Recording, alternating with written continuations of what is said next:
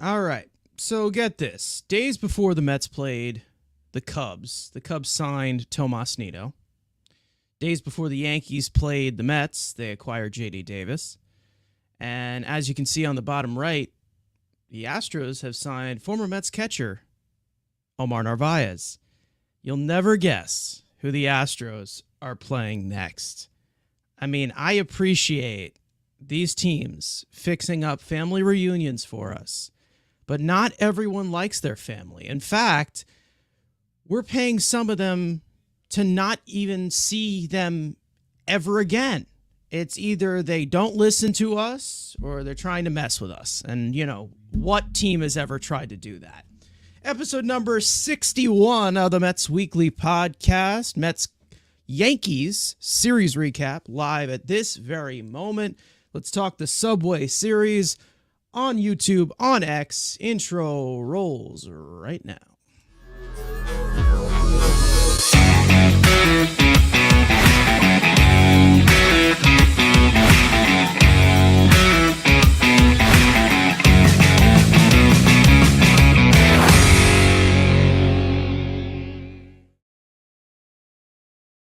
So now all of a sudden that is just keeping to get louder and louder every single time we do that. I don't even know what's going on with that. Anyways, as for our usual house cleaning, I do it every single time. I want to remind everybody to subscribe to the Mets Weekly YouTube channel for this very podcast, which is now recorded live every Sundays on Thursdays following every series of games. Sometimes there's some scheduling mix-ups, but regularly it's Sunday and Thursdays. For those of you watching on playback and want to join the conversation live with us, make sure to turn on those post notifications to know when we go live. For those of you in the live chat right now, I want to let you guys know that we do love reading your comments, your questions, your concerns, all of that.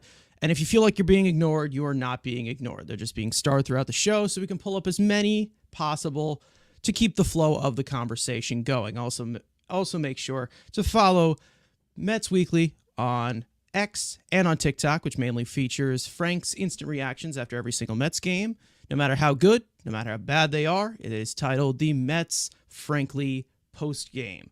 For all of our audio listeners, make sure to follow us on any of your favorite listening platforms to not miss the audio version of every single episode the following day that goes up at 9 a.m. So whether you are in tune with the joke or not, whether you're sensitive to the Yankee fans or sensitive to the Mets fans, the Mets won their World Series the last two games, and they won with absolute authority, scoring 21 runs in the last two games against two of the best pitchers in baseball at this current moment.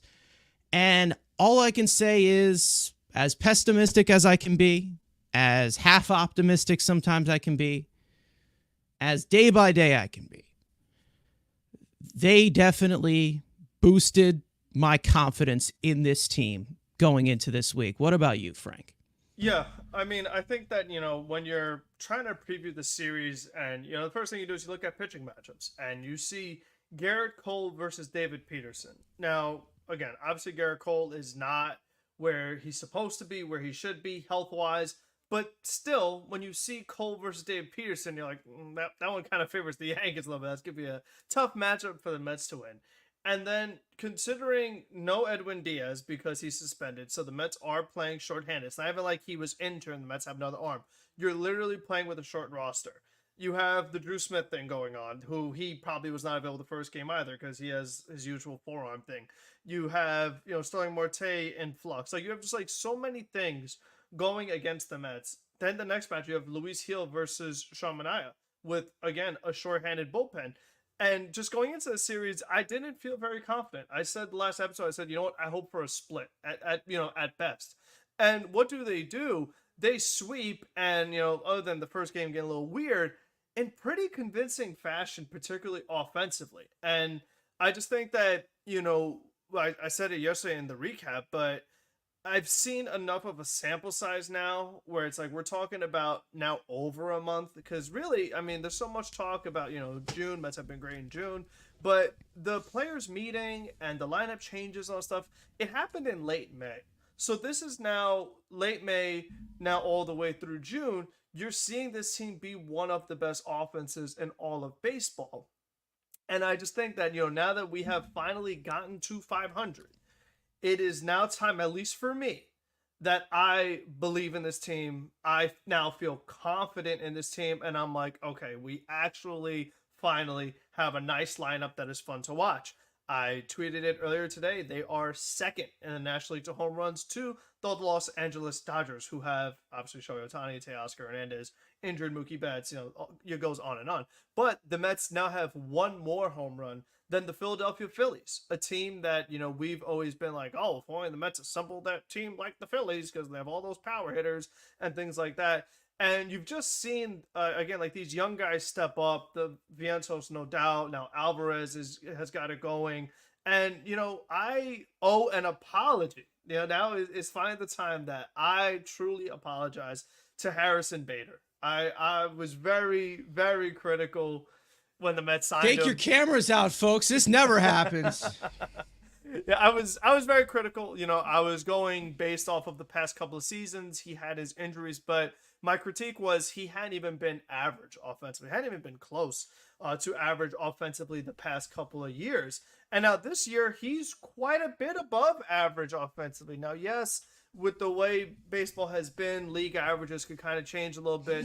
What a 116 OPS plus this year is not a 116 OPS 5 years ago, what have you. But still, in the modern game, he's been a solid bat. The bat still being above 275, the OPS being in the mid 700s. Like, for a guy who's here for defense to get that much offense, he homered in both of these Yankee games. He's just been a solid bat at the bottom of that lineup, anchoring that team. He's come through in big spots.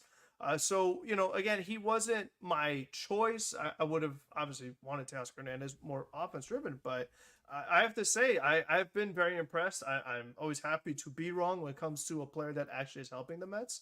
So I do want to apologize to Harrison Bader because he has been really, really good for this team. And again, I'm rooting for the guy. You know what I mean? Like, he's on my team. I'm rooting for him.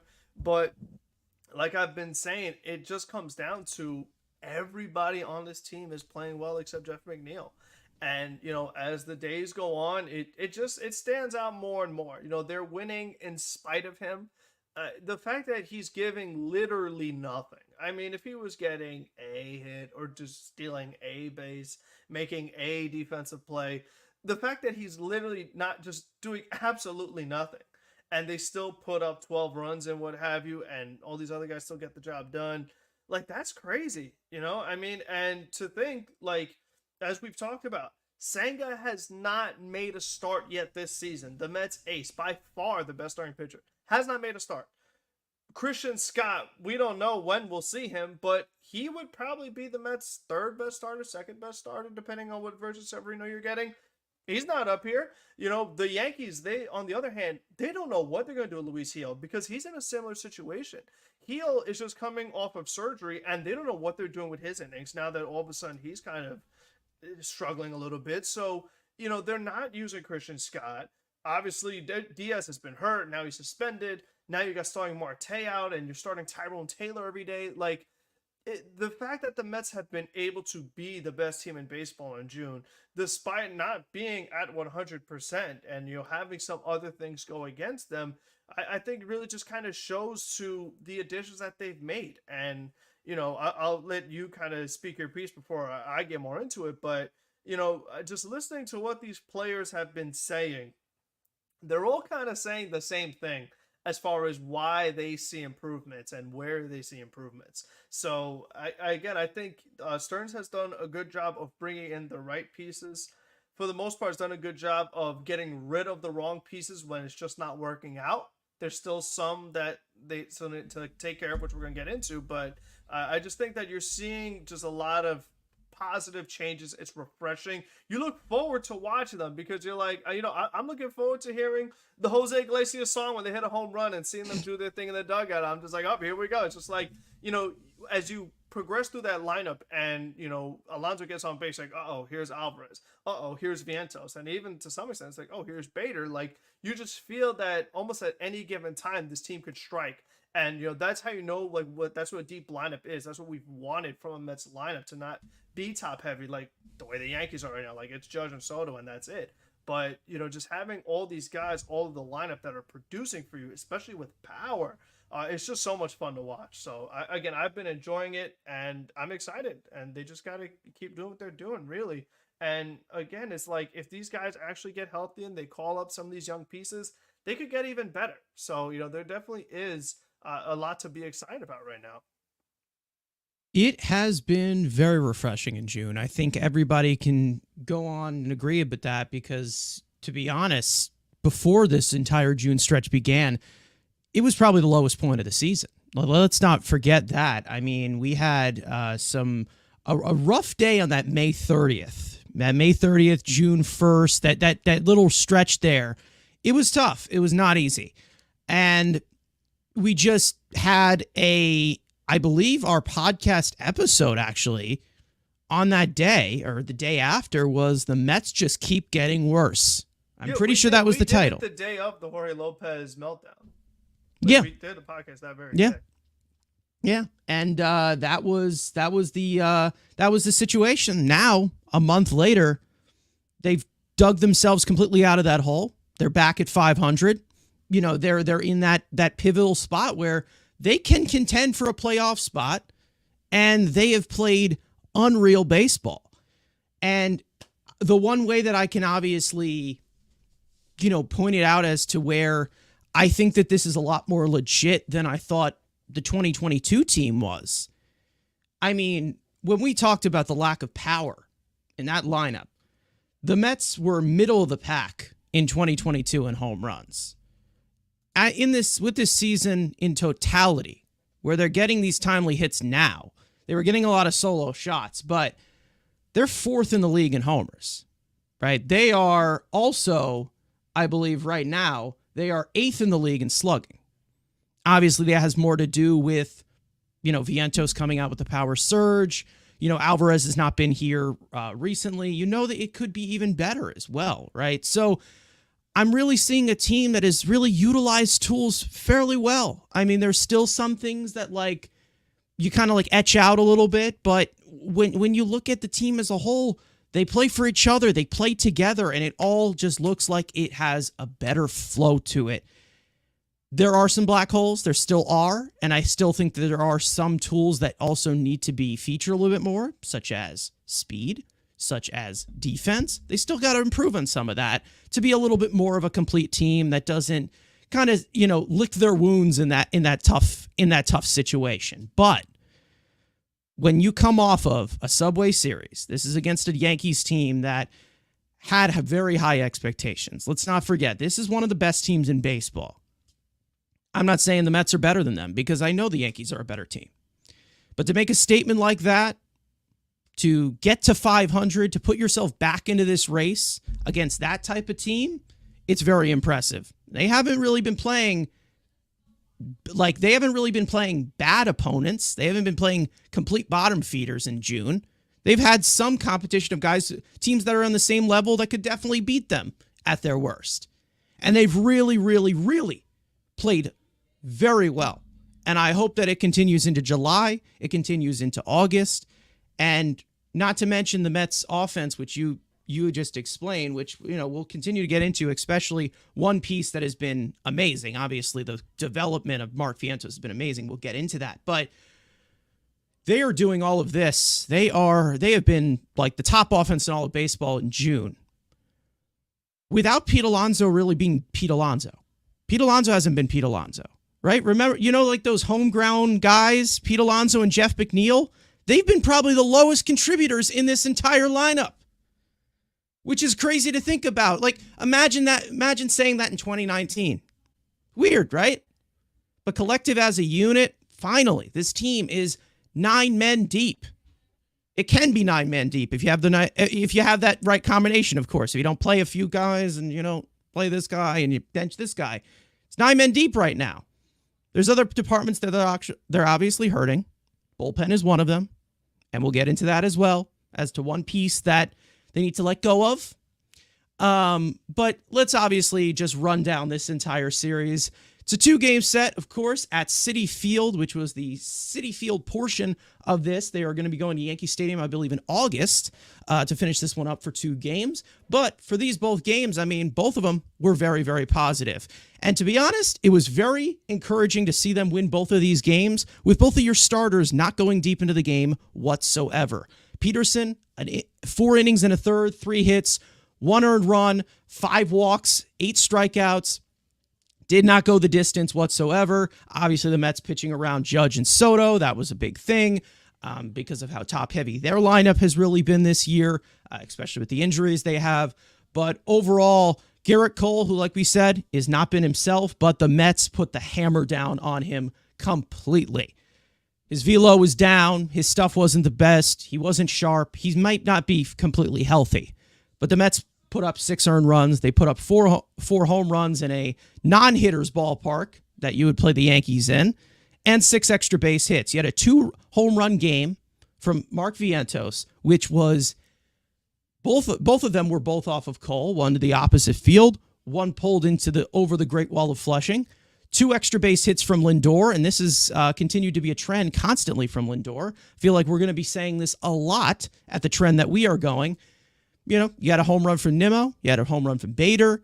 Even McNeil had 2 hits. That's how you knew we were in a good position. We won 9-7. Of course, the bullpen had a little bit of a scare there, of course, with them being shorthanded. It's pretty much hit and miss. So they won the first game, and then the second game, just a complete beatdown. 12-2. Minaya goes 5 innings. Wasn't amazing throughout with that first inning. He definitely struggled at the beginning. He probably could have pitched a little bit longer with 77 pitches, but there was a hour-and-a-half rain delay. They did not want to risk it. And the Mets obviously chose for long relief, but the offense was the main story here. Another 2 extra base hit game from Lindor. He's just been money from that leadoff spot. Another run batted in by JD Martinez. I feel like we say that every day. Bader with another home run in back-to-back games. 1 for 3 Alonso. You had a 3-run homer by Tyrone Taylor. And then Mark Vientos also driving in 2 runs later in the game. Francisco Alvarez, the main story, of course, 3 for 3, a home run, a single, a double, 3 runs batted in, triple short of the cycle. I wish they could have given him that AB to get it, but it's fine. After a rain delay, take him out of the game. That's fine. And the Mets, they jumped all over the top 2 arms in that Yankees rotation as of right now. In schematics, I guess. Garrett Cole and Luis Gil. We destroyed them. They took them out. I mean, they dominated them. And, doing that well against pitchers like that. They did that against Shota Imanaga, Dylan Cease, another good arm of the past who's been injured.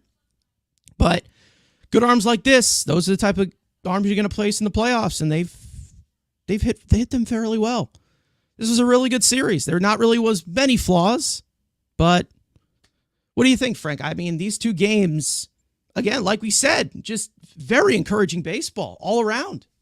Yeah, I mean, no doubt. I feel like, the Lindor and the leadoff thing has been really nice because it feels like almost every game he's starting off with a double. So, right away, you're just putting immense pressure on the opposing team by having Lindor already in scoring position. You have a smoking hot Brandon Nimmo batting right after him.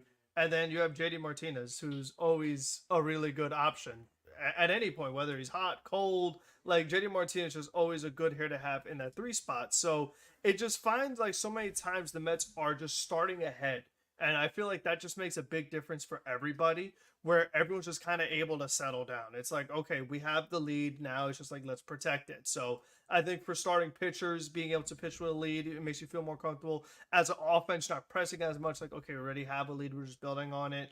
And again, like you said, the team just plays so together, just in everything they do. I mean, you just hear so many positive things, and you see so many positive things, just the way they interact with one another, and just the way they interact in the dugout for the other team, like for the other players on the team. So all of that has just been super awesome to watch. And, when you have yourself in these situations where the offense is this good, and one of the other big things too is that, like, we talked about how good this offense has been, what have you, but the fact that they finally did in Citi Field, like that's a big deal because we've seen like plenty of double-digit run outputs and 20-hit games and things like that lately, but not really at Citi Field. So to see them hit, it was like 4 home runs in that first game, or this one of the 2 days they hit I think they had like 4 runs on both days pretty much. But just seeing things like that is just super encouraging. And for Mark Vientos, he's going left field, he's going right field. He's looking like a young JD Martinez with the way he's kind of spraying that ball to all fields.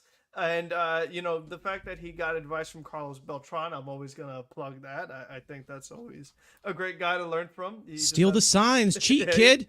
Whatever you got to do. I mean, listen, we'll take it. Like I said, Mets needed help at third base, and Vientos is supplying that for them. And again, like you're just seeing the development. You're seeing Alvarez just constantly working good counts. He's just destroying the high ball right now. Like he said he wants it up, and he just goes with it and destroys it because he's so insanely strong. So you're again like just for the offense to be this good, it allowed them to kind of bail out the bullpen in that second game. I have to give props to Hauser. Once we saw the way he was making those starts, I was like, just DFA him. I was like, this guy is so bad. How could he even be good in the bullpen? I mean, that's the way I felt, but he's been able to make it work. And, they really, really needed it yesterday after what happened in that first game. I think some of the decision-making on the Mendoza side, I get it from the sense of, like, he really wanted that first game, so he did have the very quick leashes on a lot of these guys. I said it. I feel like Danny Young, he still deserved a little more time out there. I think that, just because the guy struggles against Soto and Aaron Judge doesn't mean you have to pull him automatically and then go to Adam Ottavino, who you never know what's going to happen, and then ask Reed Garrett to go more than an inning. I just feel like that seems a little much with the big lead. I felt like just give Danny Young at least maybe one more batter or two, and if he's still struggling, then sure. But I thought the leash was a little quick on both nights for Young, and just the urgency to get Ottavino into the game I didn't really love. One of the other things that was interesting too is like Adcock, he had warmed up a little bit. They didn't bring him in. Young had warmed up and sat down. Then he came in with with the rain delay and things like that. So with the bullpen struggles they've had, and obviously the volume struggles they've had with the starting rotation, like they still need to figure out that right combination. And as far as like you warm them up, bring them in kind of thing, I don't like the warm up, sit down, and then bring them into the game. I just feel like you're wasting energy at that point.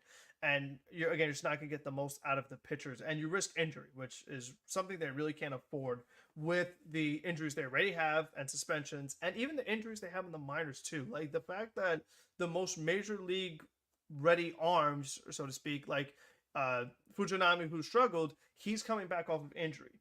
Bryce has great stuff. Yeah. He's coming back off of injury. So Grant Hartwig is currently injured. Like you can't really have more relief pitcher injuries. So I don't love that process that they take with those little things. But, other than that, it just feels like with the starters, the walks. I mean, the 2 games were just so similar. It was kind of weird in a sense where it's like, you have 2 left-handed starters who struggle to throw strikes. I mean, both these guys have 5 walks, in the starting rotation.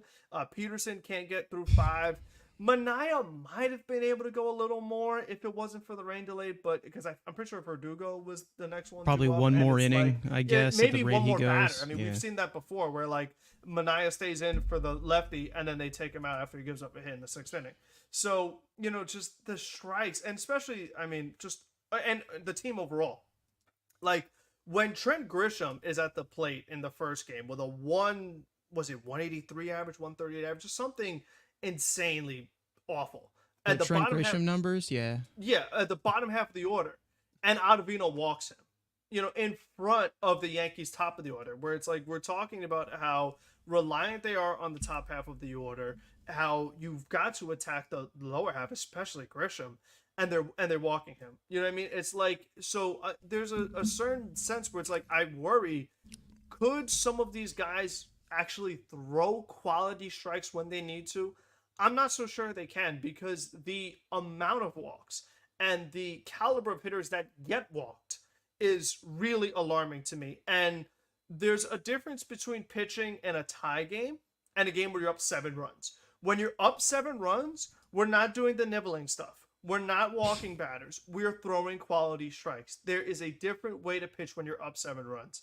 And, with all the guys that they let on base in front of Aaron Judge, that leads to a grand slam, and now you have a tie game. You need to kill Reed Garrett to get through it. So it's like, and that's what bothers me so much, that you can't have a guy that just comes in, and that's where maybe you do move Budo to the pen, or just, I don't know, like, just somebody who could come in here and throw some strikes, because it's not Ottavino. It's never been Ottavino. It's never been his game.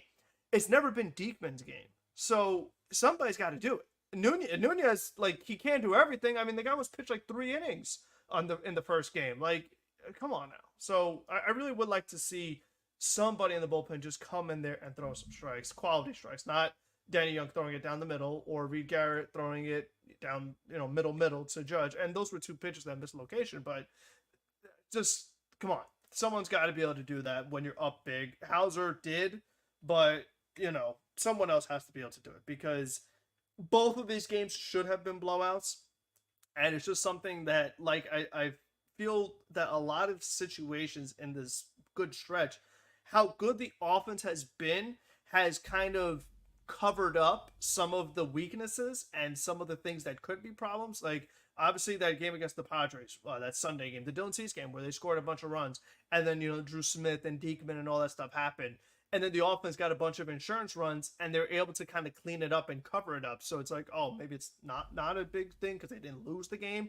But, a lot of these guys offensively are putting up ridiculous numbers in the month of June. I mean, you want to look at your WRC plus, and it's like Nimmo's in the 150s, and Bader's at a crazy number, and Lindor's at a crazy number. Like, a lot of these guys are good hitters, but they're not going to be 150 bats for you all the time. So it's like, I don't want them to get too reliant on, like, oh, well, we have a great offense. It's okay if our pitchers just can't protect the lead. Like, for me, I think the top priority, if we're going to be competing and making a move, I think it has to be in the bullpen. It has to. Or a starter that could give them length that then makes the bullpen more manageable. Like, you can live with a black hole in a lineup if you're getting so much, because that's the thing too, is that the Mets are in the situation where they have a luxury in Francisco Alvarez, where you have so many teams who they have a catcher that just can't hit, and it's fine. Like, you have teams that could win the championship with a catcher that just can't hit. They have one black hole. The Mets have a catcher which might be one of the best offensive catchers in the league. So they have a luxury there. And like I said, Harrison Bader right now is above average for you, which a lot of center fielders are not.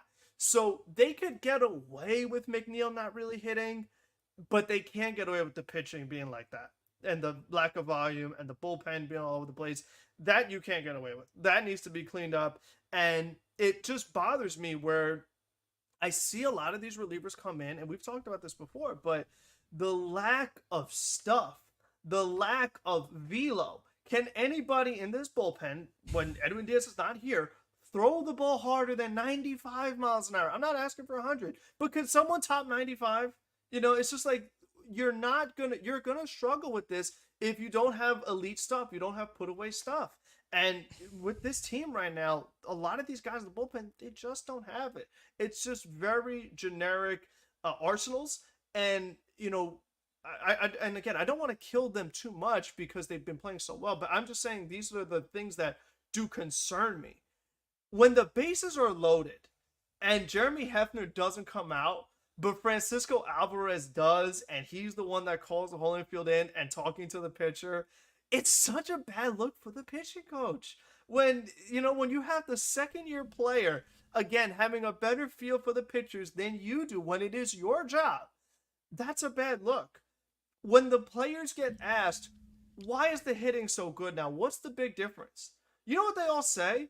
They all say JD Martinez. They don't say Eric Chavez. They don't say Barnes. They say JD Martinez. The pitchers, it's because of Francisco Alvarez. It's not because of Jeremy Hefner.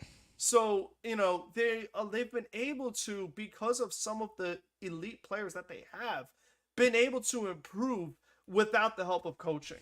So, those are still some things to me that it's like, despite them playing well, let's not forget that there still are some issues that do need to be corrected if you're going to go all the way. Like, you've gotten to 500, but with the Cardinals playing better, with the Padres playing better, you're going to have to be like a good team, a winning team. That's just to get the wild card. And then, as we know, if you want to actually advance, like, you need to be a really good team. So they're getting there, but there still are some things that if you're going to actually make a run for it, they still need to be cleaned up. Yeah, listen, I think that the bullpen is going to continue to be a concern if you don't have Edwin Diaz at his 100% tail. I mean, he is that bullpen. He's your $102 million closer, so he's a big part of that bullpen. As of right now, he's suspended. He's been injured. He hasn't been himself for like 2 years. So when you look at that, the guy has been the bullpen. He's like the piece. He shortens the game. That's the main reason, number one. Number two, I really do want to see the Mets actually take advantage of the quantity that they have in the starting rotation and move some of these guys to the bullpen, whether it is McGill, whether it's Manaea. They already did it with Hauser. I'm tired of the low leverage arms to be in here. Just either give me long relief arms or give me high leverage arms. I don't need a guy who can only thrive in low leverage. I don't care. I really don't need the Drew Smith. I don't need Adam Ottavino, as it has seemed like these last two weeks. Again, we'll get to him. I don't need a Dominic Leone. I don't need a Steven Nagosic. I don't need those types of pitchers. I need guys who can get strikeouts at will. I just want to see them tie up all the loose ends with this bullpen, with this starting rotation. Whether it is having a 6-man rotation or not, you have 3 long men in the bullpen. You have 4 high leverage relievers in the bullpen. Tie up every single loose end so you are prepared for every single situation. Somebody gets blown up, you bring in one of the low leverage guys. Someone goes distance, it's a tight game, you bring in one of the high leverage guys. You can bring in pieces that can go distance for you if they get knocked out early. And for some reason, they kind of just characterize these guys as just starters. And if they're not a starter, they get optioned down to AAA if they're not part of the rotation. So I want to see them kind of just completely maximize every single arm that they have. You got to give me the best pitchers out there. And if that means putting the best pitchers in the bullpen because they can't really handle the rotation, so be it. But for some reason, they've been kind of very limited with that. We saw them obviously move it over for Adrian Hauser. But like McGill, he's getting to that point. Sean Manaea, I talked about this on CP's show last night. Guys, you can go check that out if you haven't. We're leaning towards the point where Manaea can't go deep into these games, and he's walking way too many batters. He's going into these too many high pitch counts way too early in the game. And he's been a reliever before. He has strikeout stuff. He should be willing to move over to that bullpen. Maybe he is one of those guys if they make the playoffs. Maybe he does move over to the bullpen because he's done that before. But I think there is a way to kind of sort this out. Eventually, they're going to find it. First, they got to get Edwin Diaz back, obviously. That's the big like number one thing. And hopefully he stays back. Hopefully he's good. Hopefully he gets back right. And I'm just hoping that when the Mets, when it comes to that point, they're just prepared for every single situation. And they're not just like stacking up arms to stack up arms because this guy has an option. This guy doesn't have the option. Give me the 26 best players out there. Give me the, Give me the 13 best pitchers that you have out there. That's the best way you're going to win is with talent. That's how you're going to do it. You need guys to be able to maximize talent and able to come together as an actual team and win ball games. Use those tools to win ball games. I'm hoping that happens. I hope that they continue to do that. But, there's some pieces here that I would definitely let go of, and I want to move on with all this bullpen talk and move to a piece that I think everyone's coming to their wits' end at. And there's 2 sides to this story, but I'm going to go to the statistical end to it first. Adam Ottavino. Now, we have talked a lot about Adam Ottavino possibly for the last few years since he has been a Met, he's been the guy who has been, oh my God, he's back again. He's still here. Why is he still here? Adam Ottavino, we signed him on a 1-year deal towards the end of the offseason in 2022. He was fantastic. He was the second best reliever in that bullpen. One of the main reasons as to why our bullpen was so good, minus Edwin Diaz. One of our trustworthy arms. Mets bring him back on a 2-year deal. Too expensive for that type of reliever. Too expensive for that type of age of reliever. And he was not as good. Still solid, not great in high leverage situations, giving up too many home runs. He opts out of the deal. And we think that all of a sudden he's testing his market like an idiot. And he goes out there, comes back on pretty much like the same salary you got him for 2 years ago, which was like $4.5 million. He's back for his third year here.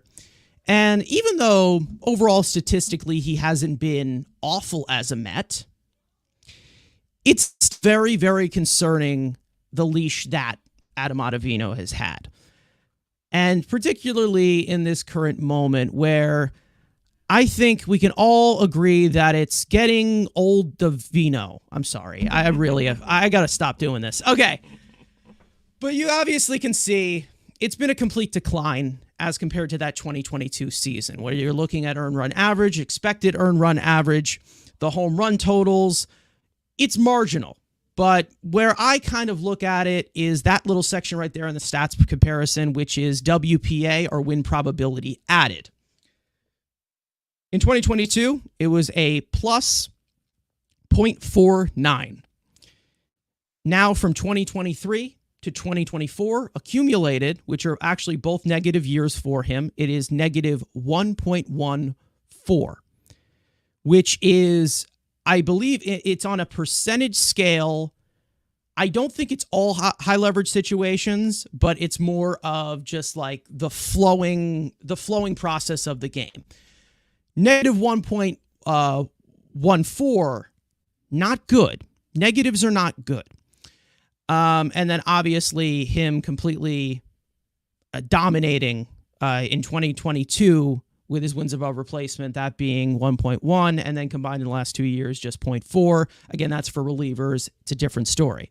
Then you look at the Arsenal grades of how his stuff is kind of graded out recently. This year, in 2024, his sinker ain't right. The command of his sinker has been better because he has been able to get a lot of ground balls. So if you're able to locate a sinker, you can get a lot of ground balls. Sweeper has been all over the place. Let's just say that. And then you kind of have his cutter, which is kind of like a cutter slider hybrid. So that might be a little bit off as to where it is being graded. Some graded as just a slider, some graded as two separate pitches. His fastball has been really, really bad. It's not even just the velocity, which we can obviously see. The fastball velocity dropping 1.5 miles an hour since the 2022 season, which was 94.8. And now for the last 2 years, it has been at 93.3, which is not good. He's down a tick and a half on fastball velocity, which is not really something that is known for Adam Ottavino's specialty, but it definitely helps in terms of the shape of his pitches, which obviously has not been good, considering that he has a very low stuff grade on his four-seam fastball, and the command is not as good at all. We also see his changeup, which is another thing that needs to tunnel behind his fastball, because obviously with him being a huge extension pitcher, being the long man that he is, taking forever to deliver to the plate, that's a different story. Opponents have a 5.45 slugging against Ottavino's changeup. Not good. A career worst, 41.7 fly ball rate on batted ball events. That's career worst out of his entire career, which has been a very, very long career. He's been in this league for a long time. And of course, in this 2-year span, 8 of the 10 home runs he has given up have been in medium to high leverage situations, which is not something that you want from the back end of your bullpen. Adam Ottavino, there's nothing really in a vacuum to say bad about him. Overall, he's been a fine Met. Fine. Solid. Reliable. Not much. When we need this guy to actually perform, we have seen this guy melt down so many goddamn times. Whether his ERA is low, whether his ground ball rate is low, whether his ground ball rate is high, whether his strikeout rate is high, whether he's not walking batters, there still are blatant mistakes that he makes, and it puts this team in a huge, sticky situation. Not to mention, basically putting them in a negative situation, as I can go back to this graphic, in the last 2 years, a negative 1.14 win probability added. That's not good. And speaking of, if you think Jeff McNeil's not hurting the team, he has the lowest win probability added in the entire league this year. So that does have some convoluted solutions as to what effect he has on the team. Ottavino, like we've said,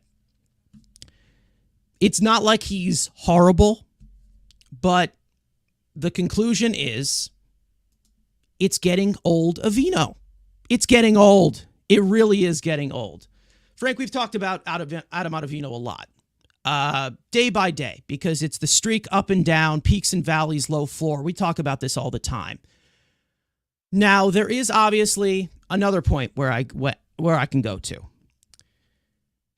And this is more of the rumor sense. Nobody knows if this actually is true, and I'm not going to say that it is true, but I'm going to show it because it is our duty as sports media people to talk about the facts and what has gone on. On social media, there was not a hot mic, but kind of a lip reading that dropped from the first game of this series.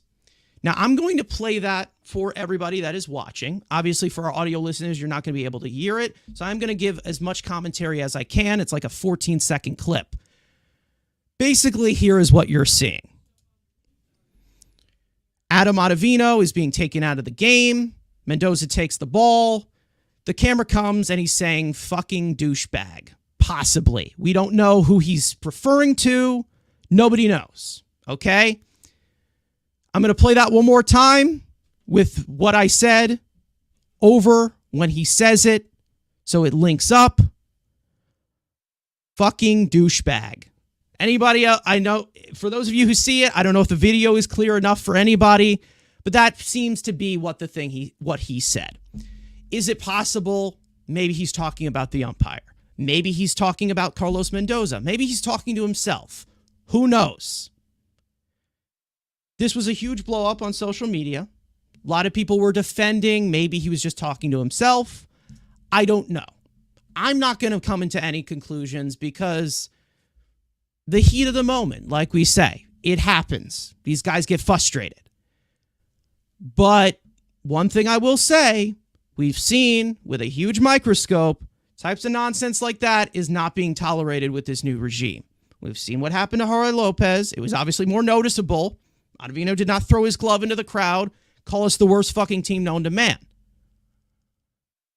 But one thing I will say, and I'm never going to try and do this again, this comes from the other source of Twitter, so it's not me reading lips. This is just what I heard. What do you make of that? On top of everything that you have seen from Adam Ottavino, unpack it all, because I feel like this is the best way to do it. Yeah, I think right now it's just a really bad timing for Adam Ottavino to not only have his struggles on the mound, but obviously off the mound as he's walking off the mound. And, you know, what's so interesting about him is that I thought that maybe we were finally turning a corner as far as what his role within the team was going to be, when before the Yankees series, his previous two outings were multi-inning outings in blowout games, as being like a second long man, so to speak. You know, the first one was against Texas, where the Mets won that one 14-2, and Ottavino threw 2 innings in that game because the Mets were up by so much. And then the next one against the Cubs, they're up 11-1. He went an inning and 2/3. He couldn't quite get the 2 innings. He threw 44 pitches. He's too busy walking guys and doing other Ottavino things. So I was hoping that, we that's just how they were going to use him, was not as a high leverage guy anymore. Just being someone who, we're up by a lot. We just need someone to eat a couple innings. That's when we go to Ottavino. And I was okay with that because I'm like, fine, as long as he's not in high leverage, someone needs to eat the innings when you're up by a ton. You don't want to use your good arms. Great. But then you have Sean Reed Foley go on the injured list. Then you have Edwin Diaz get suspended and you can't replace him on the roster. Then you have Drew Smith get injured. So it's like once all of these things happen, now all of a sudden Adam Ottavino is moved up into a more significant role. Then you have, Daniel Nunez, like I said, pitching 3 innings. Like, he can't go every day, so when you use him, and that's it.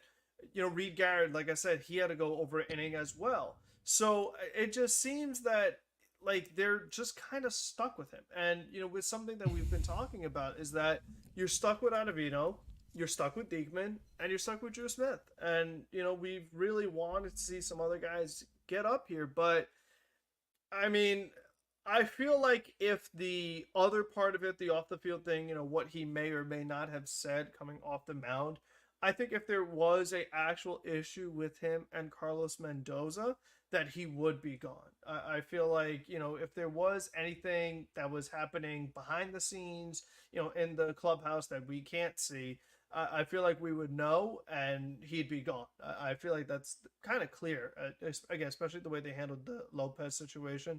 So I'm not going to read too much into it. I think that, this is just my opinion on it, but I think if you're going to say that behind the manager's back, you're kind of a coward. I think that if you think you shouldn't be taken out of the game because you feel like you have really good abilities as a pitcher, then you need to fight. Not fight like fist fight, but make your case on the mound and we've seen pitchers do that before. Obviously, Matt Harvey didn't want Terry Collins to take him out of a game, but he didn't call Terry Collins this, that, and the other. Totally different situation. But there are plenty of times where a pitcher's like, no, I don't want, like you've seen DeGrom. He used to do that to Mickey Callaway all the time, or Rojas, where like they'd be walking up the steps and DeGrom turns and he's like, you're not taking me out. And they're like, okay, never mind. And I'll just go back.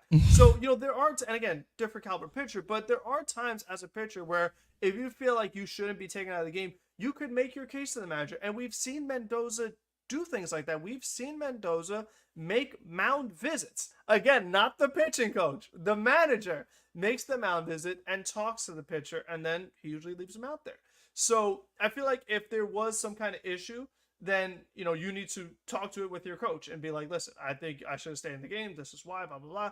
And if you guys have a disagreement, you have a disagreement. So, that's just, I don't know what, maybe he's talking to himself, like you said, maybe he's talking to the umpire. It could be a multitude of people. Maybe he's talking to Aaron Judge. I don't know. It could be just like a lot of different factors. But I think that, my hope is just that Bryce Montes de Oca could rehab, could get ready, and just take over.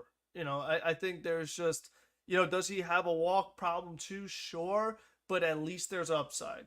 At least there's velocity. There is swing and miss stuff. There's strikeout stuff. And that's what this bullpen really needs right now. They need somebody dominant to come in, especially right now with the state it's in, with, Diaz being gone and what have you. And again, to go back to Lopez, like, it's another reason why we're stuck with Ottavino. It's because, Jorge Lopez, he just flat out got DFA'd, and it wasn't because of performance. It was because of antics. So, they've just had a lot of things just go wrong when it comes to guys being available for the bullpen, that it's just led to them being in a situation where they're just kind of stuck with some of these guys. And, it's still going to be quite a bit of time. Still have 8 more games of no Edwin Diaz.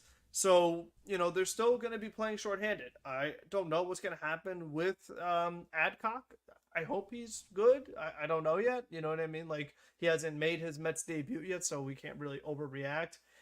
Like I said, Nunez has been good. Garrett's been good lately. I think he needs to stay out of the multi-inning role. I think if you use Reed Garrett in short clips, 1 inning at a time, I think he's fine. So I'm good with that. But, these other guys, I'm just not so sure right now. So they're just kind of, like I said, in a really tough spot where they don't quite have a role for him. And again, it's like these games that he was brought into in both scenarios, they were up by a lot of runs. So this wasn't like a one-run game in the eighth inning. It's like now they're going to Ottavino, but they're just in a situation where they're just so shorthanded, and especially it shows more in the second game where I mean, this is what they have left, and these are just the guys that they're going to use. And it just really stinks because what's also so fascinating is that, the second game, during the whole time Ottavino was out there, Gary keeps saying, oh, Ottavino's worse with working on back-to-back days, second day, blah, blah, blah. Like, he just kept going on and on about that. And, so it comes down to a point where, okay, if you're a reliever that can't work back-to-back days, and for me, I don't really love him in the long relief role considering his age. I think that, obviously he used to be a starter way back when, but he's been a bullpen reliever, particularly a one-inning reliever, for quite a bit of time now. It's kind of what his arm is built on. And I just think that, in my opinion, this is just me. I'm not a medical professional. I'm not a trainer when it comes to health and things like that. I just don't think it's a good idea to have a guy at his age throwing 40 pitches an outing to go 2 innings. I just don't think that's the case. I think that it leads to a chance of injury, and they can't really afford, like I said, they can't afford more injuries to the bullpen right now. So I don't think that's a role for him either. So if you can't work a multi-inning role due to your age, and you can't work back-to-back days because you're just not all that good, then, like we say, you shouldn't be here. It's the same thing we say with Drew Smith. If you can't come in with runners on base, and you can't come in with a power hitter, whatever, like, you can't face a lefty, like, you shouldn't be on the team. Like, it comes down to getting guys that have more versatility that you could use in multiple scenarios. It's guys that have good stuff. And to me, I'm just very surprised that David Stearns brought him back. I just think that, and I obviously I shared the same sentiment as you, where I didn't want him the first time they got him. He had just been struggling when he was in Boston, and I was like, oh, this is who we're adding. Okay. But then he had a really good year, and I was like, oh, okay, he surprised me. Good. But as we know, with relievers, it's very year to year. And if a reliever gives you a really good performance on a 1-year deal, you say thank you. I'm like that with all players. Like, I'm all like that with all players. Like that'll always be my thing. Like, even with like guys like Bader or Severino, like there'll be a debate with that with me, because like there always will be, because there's always overperformance. But it's like Ottavino. I mean, come on, this is late 30s we're talking about here. I mean, there's a lot of things that are just not going for him, right? I mean, what else? I mean, yeah. So you're like, okay, my philosophy is also like, okay, I got a good year from a reliever, great. Let me go find somebody else.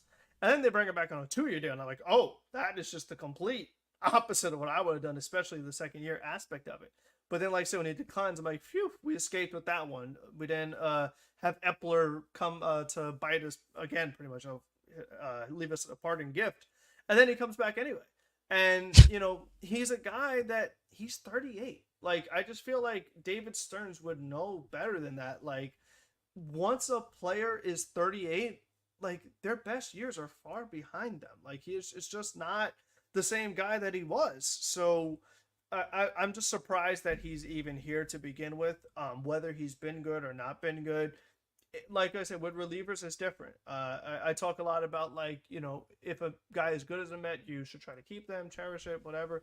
It doesn't really apply for relief pitchers. I mean, we use the example all the time. We've seen Justin Wilson, we've seen Aaron Loop. I mean, you can go on and on about so many guys who, just because they had one good year doesn't mean they have to stay in your bullpen forever.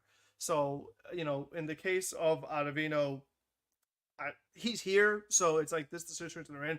Like I said, I'm just surprised considering that age, but this is the situation they're in. I think that if you see something like that happen again, where he's kind of saying some weird stuff that could be directed at Mendoza when Mendoza can't hear him or see him, that's going to be a big issue, and he'll probably be gone. But I just don't see it. I feel like the team has been pretty open and transparent with one another, especially like with the player meetings. That's one of the other things that they talked about. Brandon Nimmo was saying that, like, after that players meeting, what they also do now is that they have team dinners. They're just more together more frequently. They're just more open with each other, and as soon as they see a problem, they talk about it. And I just think that with the leadership on this team, JD Martinez, Lindor, I just feel like if there was somebody saying something about the manager, whatever, I feel like it would be addressed. So I'm gonna let it go for now, but it's something to at least keep in mind. Yeah, I think that, I actually didn't know about that team dinner thing, and then they see something they don't, they see a problem, they talk about it. So it must be that, like, Jeff McNeil's never invited, because if they see Jeff McNeil, that's a problem. You got to talk about it. But other than that, here's the thing. Adam Ottavino, it's just always walking a tightrope with this guy. He always will be walking a tightrope when he's on the mound, whether it's a tight game or whether it's a far apart game. It's just, I think we've come to the point where it's enough already. Let's move on. Let's find someone new. And I get they're shorthanded as of right now. I think this is the better way, in my opinion. I think that, obviously I trust David Stearns to maybe go on the waiver wire, bring in some of these guys that maybe he likes, something like that, or maybe bring up some guys through the system. Fine. I trust him with that entire process of pitching from in and out. But with Adam Ottavino, with Jake Diekman, with how these guys have kind of struggled to really grasp consistency out of this bullpen, which we've been expecting to see them get. I get it. They're taxed. It's a lot. But I really just, with the rotation, like I said, reverting back to it, like I just said, I want to see them just expand the bullpen, expand the rotation. Excuse me. Put long relief guys in there. If you can put 3 long relief guys in there, so hopefully you can also move Dinel Nunez to a high leverage role. I want to see that as well. That's another point. And I think when you just want to get that consistency, I'm just saying, like, tie it up from loose ends. One of the loose ends here is Adam Ottavino. Adam Ottavino, I think that at one point, you have to admit, he's overstayed his welcome. It's enough already. He should not be here. And whether he's had a great career or not, whether he's one of the best relievers of this generation or not, it's time to cut the tie eventually. And it's getting to a point where he ain't going to get any better. He's old. He's a veteran. And listen, with the whole thing of him walking on the mound, again, don't shoot the messenger. I'm just putting it out there, of course, because everybody likes to psychoanalyze everything these days. I'm always going to add something like that in. If it's shown and gets a lot of attention, we'll talk about it. But, I don't think that there's much there. Maybe he's just talking to himself, to be honest. I think that if there was a problem, he probably would talk to Mendoza about it, because we all know that this guy likes to flap his lips a lot on SNY. So, when you look at it from Ottavino, I prefer him working for SNY right now. I think at this point, we're coming to the end of his career. And for some reason, we're still kind of floating around with it. Hopefully, when they get back to full strength, maybe they make some of these decisions. But let me ask the chat, and I will follow it up with the poll I already put out here, which was, do the Mets need to move on from Adam Ottavino? 71% of you guys said yes. 29% of you said no. When I look at Adam Ottavino in this bullpen, let me ask you this. As we get closer and closer to being in contention, we're at 500 now, anything can happen. Do you trust this guy in a playoff game? Do you trust Adam Ottavino in a playoff game? I know he has experience, but from any angle, do you? Frank, do you? Guys, let us know in the chat. Do you trust Adam Ottavino in a playoff game? No, he's one of those guys that you just never know what version of him you're going to get. I mean, whether it's the walks or it's the hits, it's both. I mean, far too many times his outings are just not good outings. You know what I mean? I just don't think. And again, we try not to look too much into reliever ERAs, but if your ERA is at 5, you've been doing something That's wrong. not good. And it's not like he's even had a 5-run outing or 7-run outing that inflated it. it's just cumulative of all the times he's come in and just given up runs. So I don't know. I mean, the problem here is that I feel like they're kind of just stuck to a lot of these players, and there's a second baseman we can also talk about in that category. But when you talk about it from the bullpen, I feel like they need to piece this thing together a lot better, and hopefully they're able to do that down the stretch of the season. Because again, we are still fairly early in the season. Like, we're not very late. Like, it's not getting late early. Maybe it is. But, you know, we're 80 games in the season. We're like halfway through. We're not into that final stretch yet. So when you get to the point of Jake Diekman, guys like that, who has kind of struggled a lot, and he has that vesting option where he needs to appear in 58 games. I believe he's already appeared in like 40-ish. So at one point, you're going to have to make a decision. So I feel like they're getting close to possibly moving things around and maybe forming the best combination that they possibly can. I personally would be fine with bringing up anyone from AAA who has had a solid season, and maybe they can fill in some parts as they continue to hurt or whatever. I get it. You're down Drew Smith. You're down Sean Reed-Foley.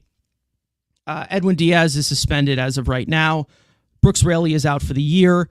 You have a lot of arms out that maybe you just don't really have much trust into them. But I also will argue the fact that the Mets have tried to kind of season that in as well, of guys who just came out of nowhere and they've done fairly well. Reed Garrett's been good. He was not in the opening day roster vision for anybody. I mean, he seemed like just a parting gift from Billy Epler on the waiver wire, right? Had a good spring, but you're like, okay, this is AAA depth. Dinel Nunez comes out of nowhere. He's been one of the best relievers in all of baseball. Danny Young's been great. So when you look at it, they've done fairly well with guys who've come from AAA. And again, this is like, in my opinion, Stern's number one specialty is finding relievers out of nowhere that no one's heard of, and they turn out. I think they're just too short-handed to make that decision right now. I think that's what they're looking at. And it's tough, but I think that eventually they'll make a decision. So to correct myself, Jake Diekman has appeared in 32 games. He needs to appear in 58 games in order for him to get that vesting option, which I think is $4 million. Less and less lately. So we are seeing him less and less. It could be something that's in the back of their mind. It could be. It could be something that they're kind of trying to limit a little bit, mainly because Danny Young has played the matchups better than him. Like, he's just pitched better than him to right-handed hitters and left-handed hitters, where you're looking at that platoon or not.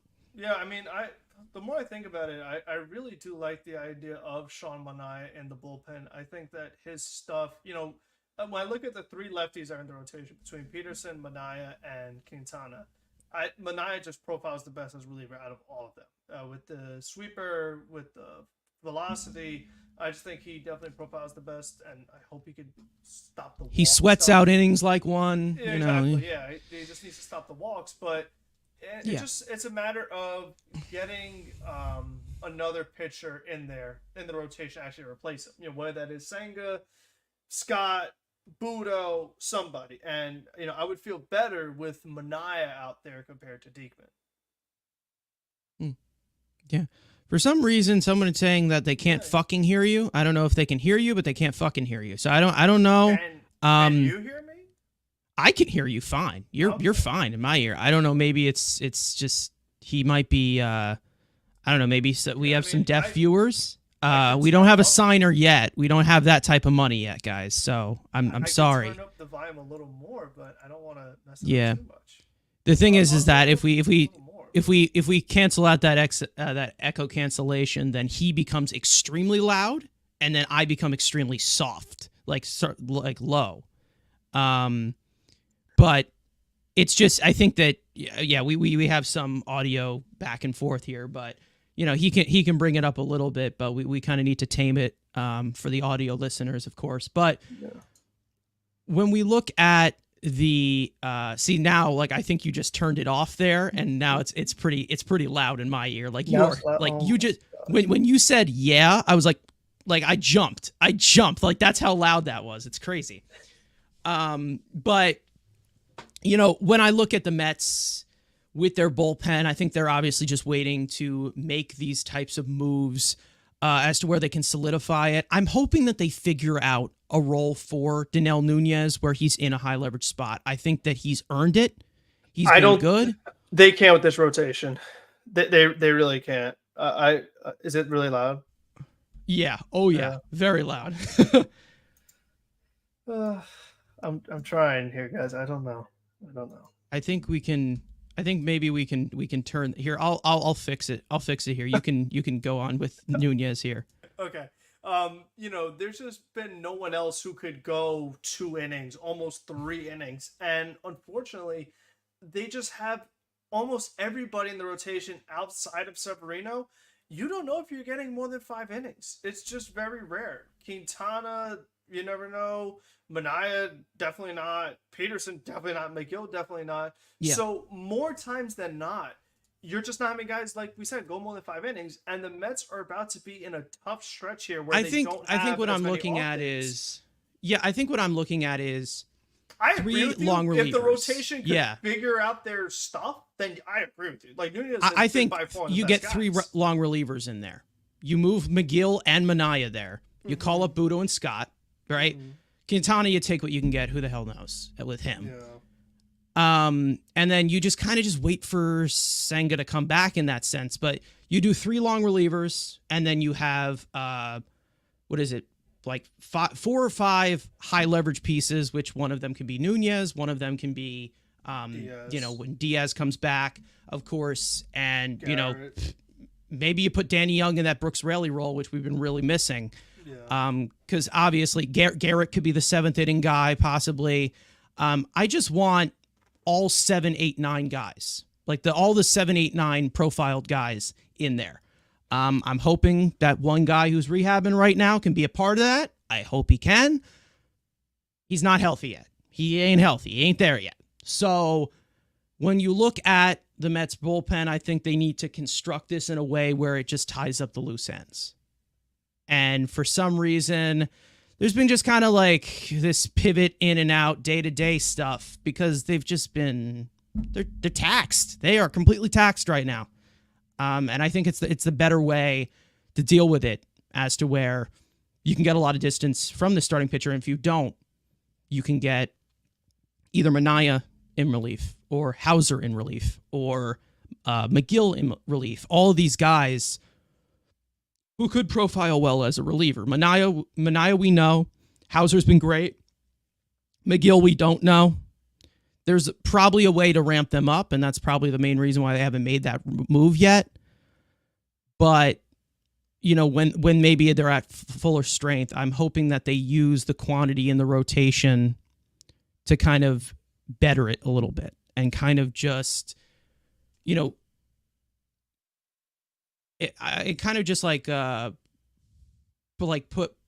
it in in that certain way where, I just think that they need to have kind of just a scripted plan a little bit more as to where they're prepared for every single situation, because the pitching has really just been sewing things together and hoping that it works. That's it. Yeah, I mean, I think they're just gonna get into a situation now where next week the National Series that they're gonna have, and then going into the next series against the Pirates, there's no off days. Meanwhile, in this Yankee series, they had Monday off and they have Thursday off. So they're gonna need to catch a little bit of ground here. The Padres have played significantly more games than the Mets this season. I know they started the season earlier overseas, but there is going to come a point in the schedule where it's like, okay, we don't have the off days, and just nobody in the rotation being able to go more than 5. It's an issue. And, I saw something about maybe making a trade for Chris Bassett, get him back, whatever.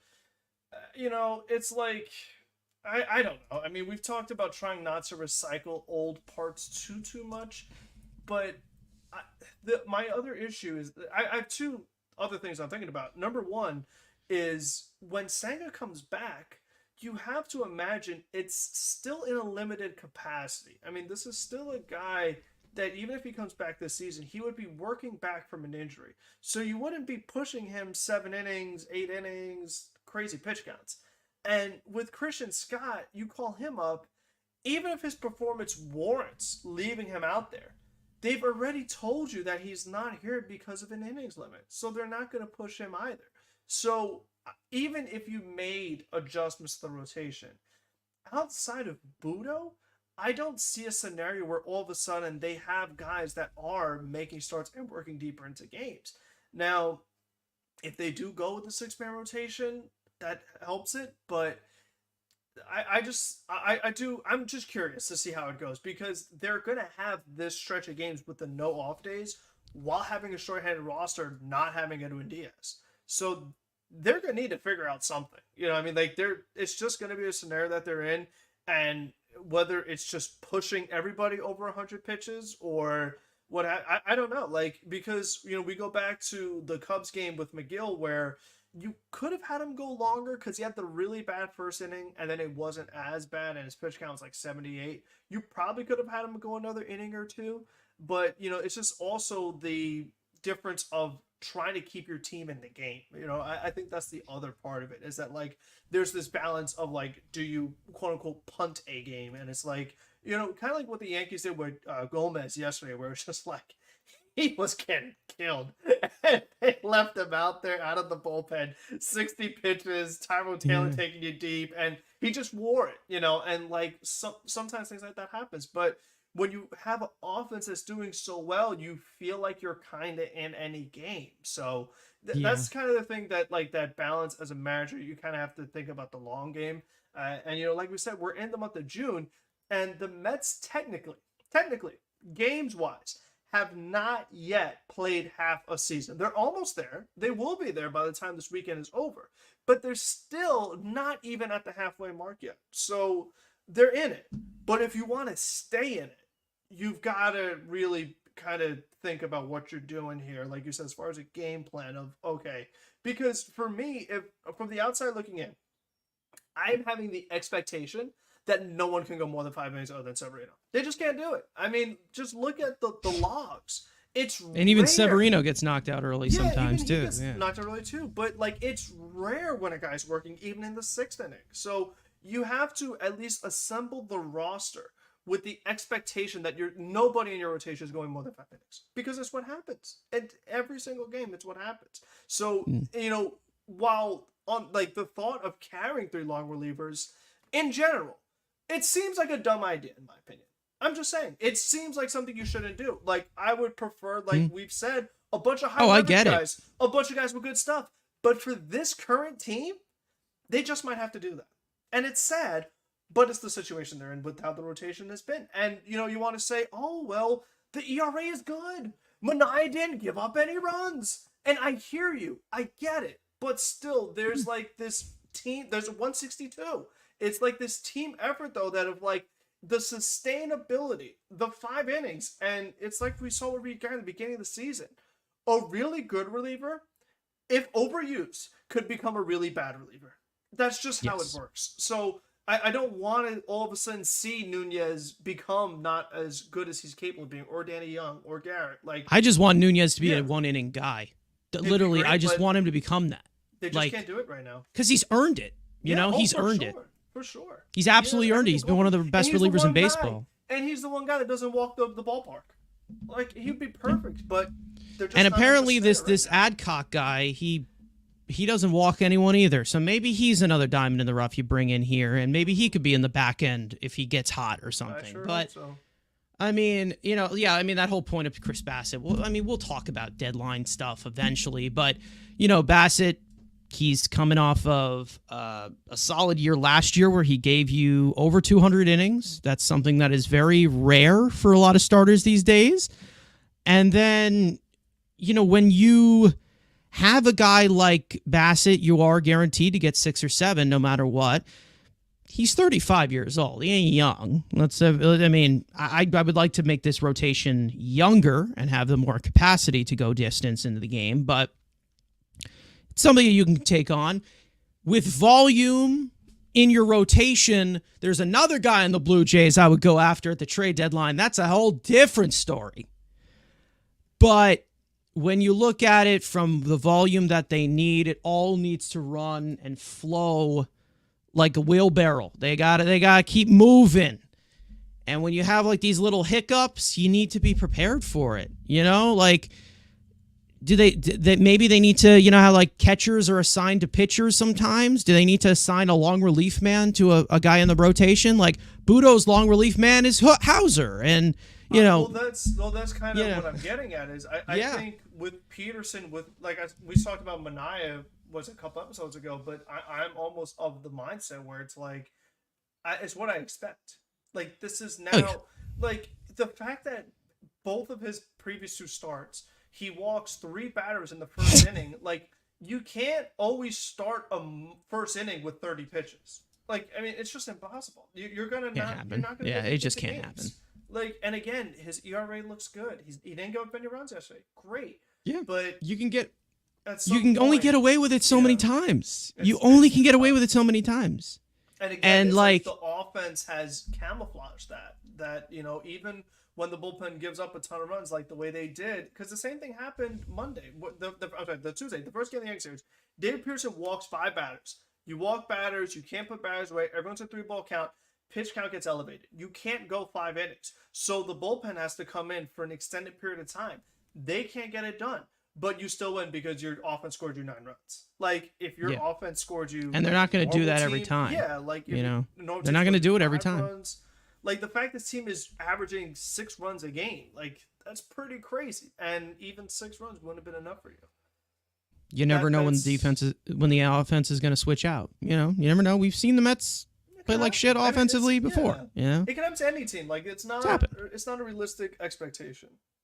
Yeah, I think that it's pretty easy to look at it, and they need length. They're not getting the length. I think that what happened was at the beginning of the season, they kind of just were stuck. They got really, really stuck because I think the problem, what happened is, yes, they have a lot of guys who probably can get knocked out in the 5th inning or the 6th inning in this rotation, whether it's Severino or Manaea, or what you're talking about, Quintana, who's usually the 5 and fly guy, McGill, who doesn't give you much distance. You know, Peterson cannot have it one day. When you look at that from, like, in total of what the rotation has done, they were relying on those innings coming from Kodai Senga. And they're not getting him. They're not getting him because he's injured and he's out. And we don't know what the deal is with him. We still don't know what is going to go on with his rehab assignment. I mean, he's going to have to ramp up. He has not pitched a single inning this year. So they're kind of just waiting for Senga to come back. And like you said, with Senga, he's not going to be on the pace he was on last year. They're going to ease him in. There's a possibility that he comes back, he only pitches 4 innings in his debut this season. There's a possibility that happens. So, and then maybe the next time he only pitches 5. And then maybe he gets taken out mid-5. They're going to put him on a limit. Because, again, shoulder injuries, very serious. So, it's not going to be all easy breezy once Senga comes back. But they kind of got stuck into the matter where we have to point over to plan B and stick with plan B because this is the only thing that's working, the only thing that's piecing together. But yes, you have gotten through almost 80 games into the season. You're playing another 80. So it's not going to last forever. Not every single time can a starting pitcher get knocked out in the 4th inning and you still win the game. The fact that they won both of these games with neither of our starting pitchers getting past 5 innings, very impressive. But the offense picked them up, and that's good as a team. But there are going to be nights where the offense doesn't score 12 runs, when the offense doesn't score 9 runs. So let's just say picking up a teammate when they don't pitch well, they don't pitch in the inning, the offense did it. It's time for the pitching to do the same when the time comes. It hasn't happened. Now, in terms of the injuries, and then we'll get into the main man that has been red hot with the bat, let's actually go into the injury report. Kodai Senga, he is expected to face hitters on Thursday, which is today. I don't know if he faced them already at the current time that we are recording this, but he will be facing them today, and he is hopeful to begin a minor league rehab assignment at the end of next week, which will most likely be about 3 or 4 outings. We'll see what happens. They're going to take it slow, like they have been all season. Drew Smith, placed on the 15-day IL with a right elbow sprain. We still don't know the level of severity. He's still undergoing this testing to see if there is any further surgery that he needs, because obviously the elbow always will be connected to Tommy John surgery. So they're going to take that very slow with him. And of course, like we said, Ty Adcock was called up from AAA Syracuse as his corresponding move. And then Starling Marte, who was placed on the 15-day injured list due to a right knee bone inflammation, which I believe we announced during the middle of last stream. But now in terms of the severity and for what is going on officially long-term with Starling Marte, he is expected to be sidelined from baseball activities completely for 15 days, which I believe we're already 3 days in or 2 days in or 4 days in. And then he will not return to the Mets lineup officially for at least 4 weeks. So you're looking at a month without Starling Marte, and then some, depending on if he does a rehab assignment. And Starling Marte will be out of the Mets lineup for an extended period of time.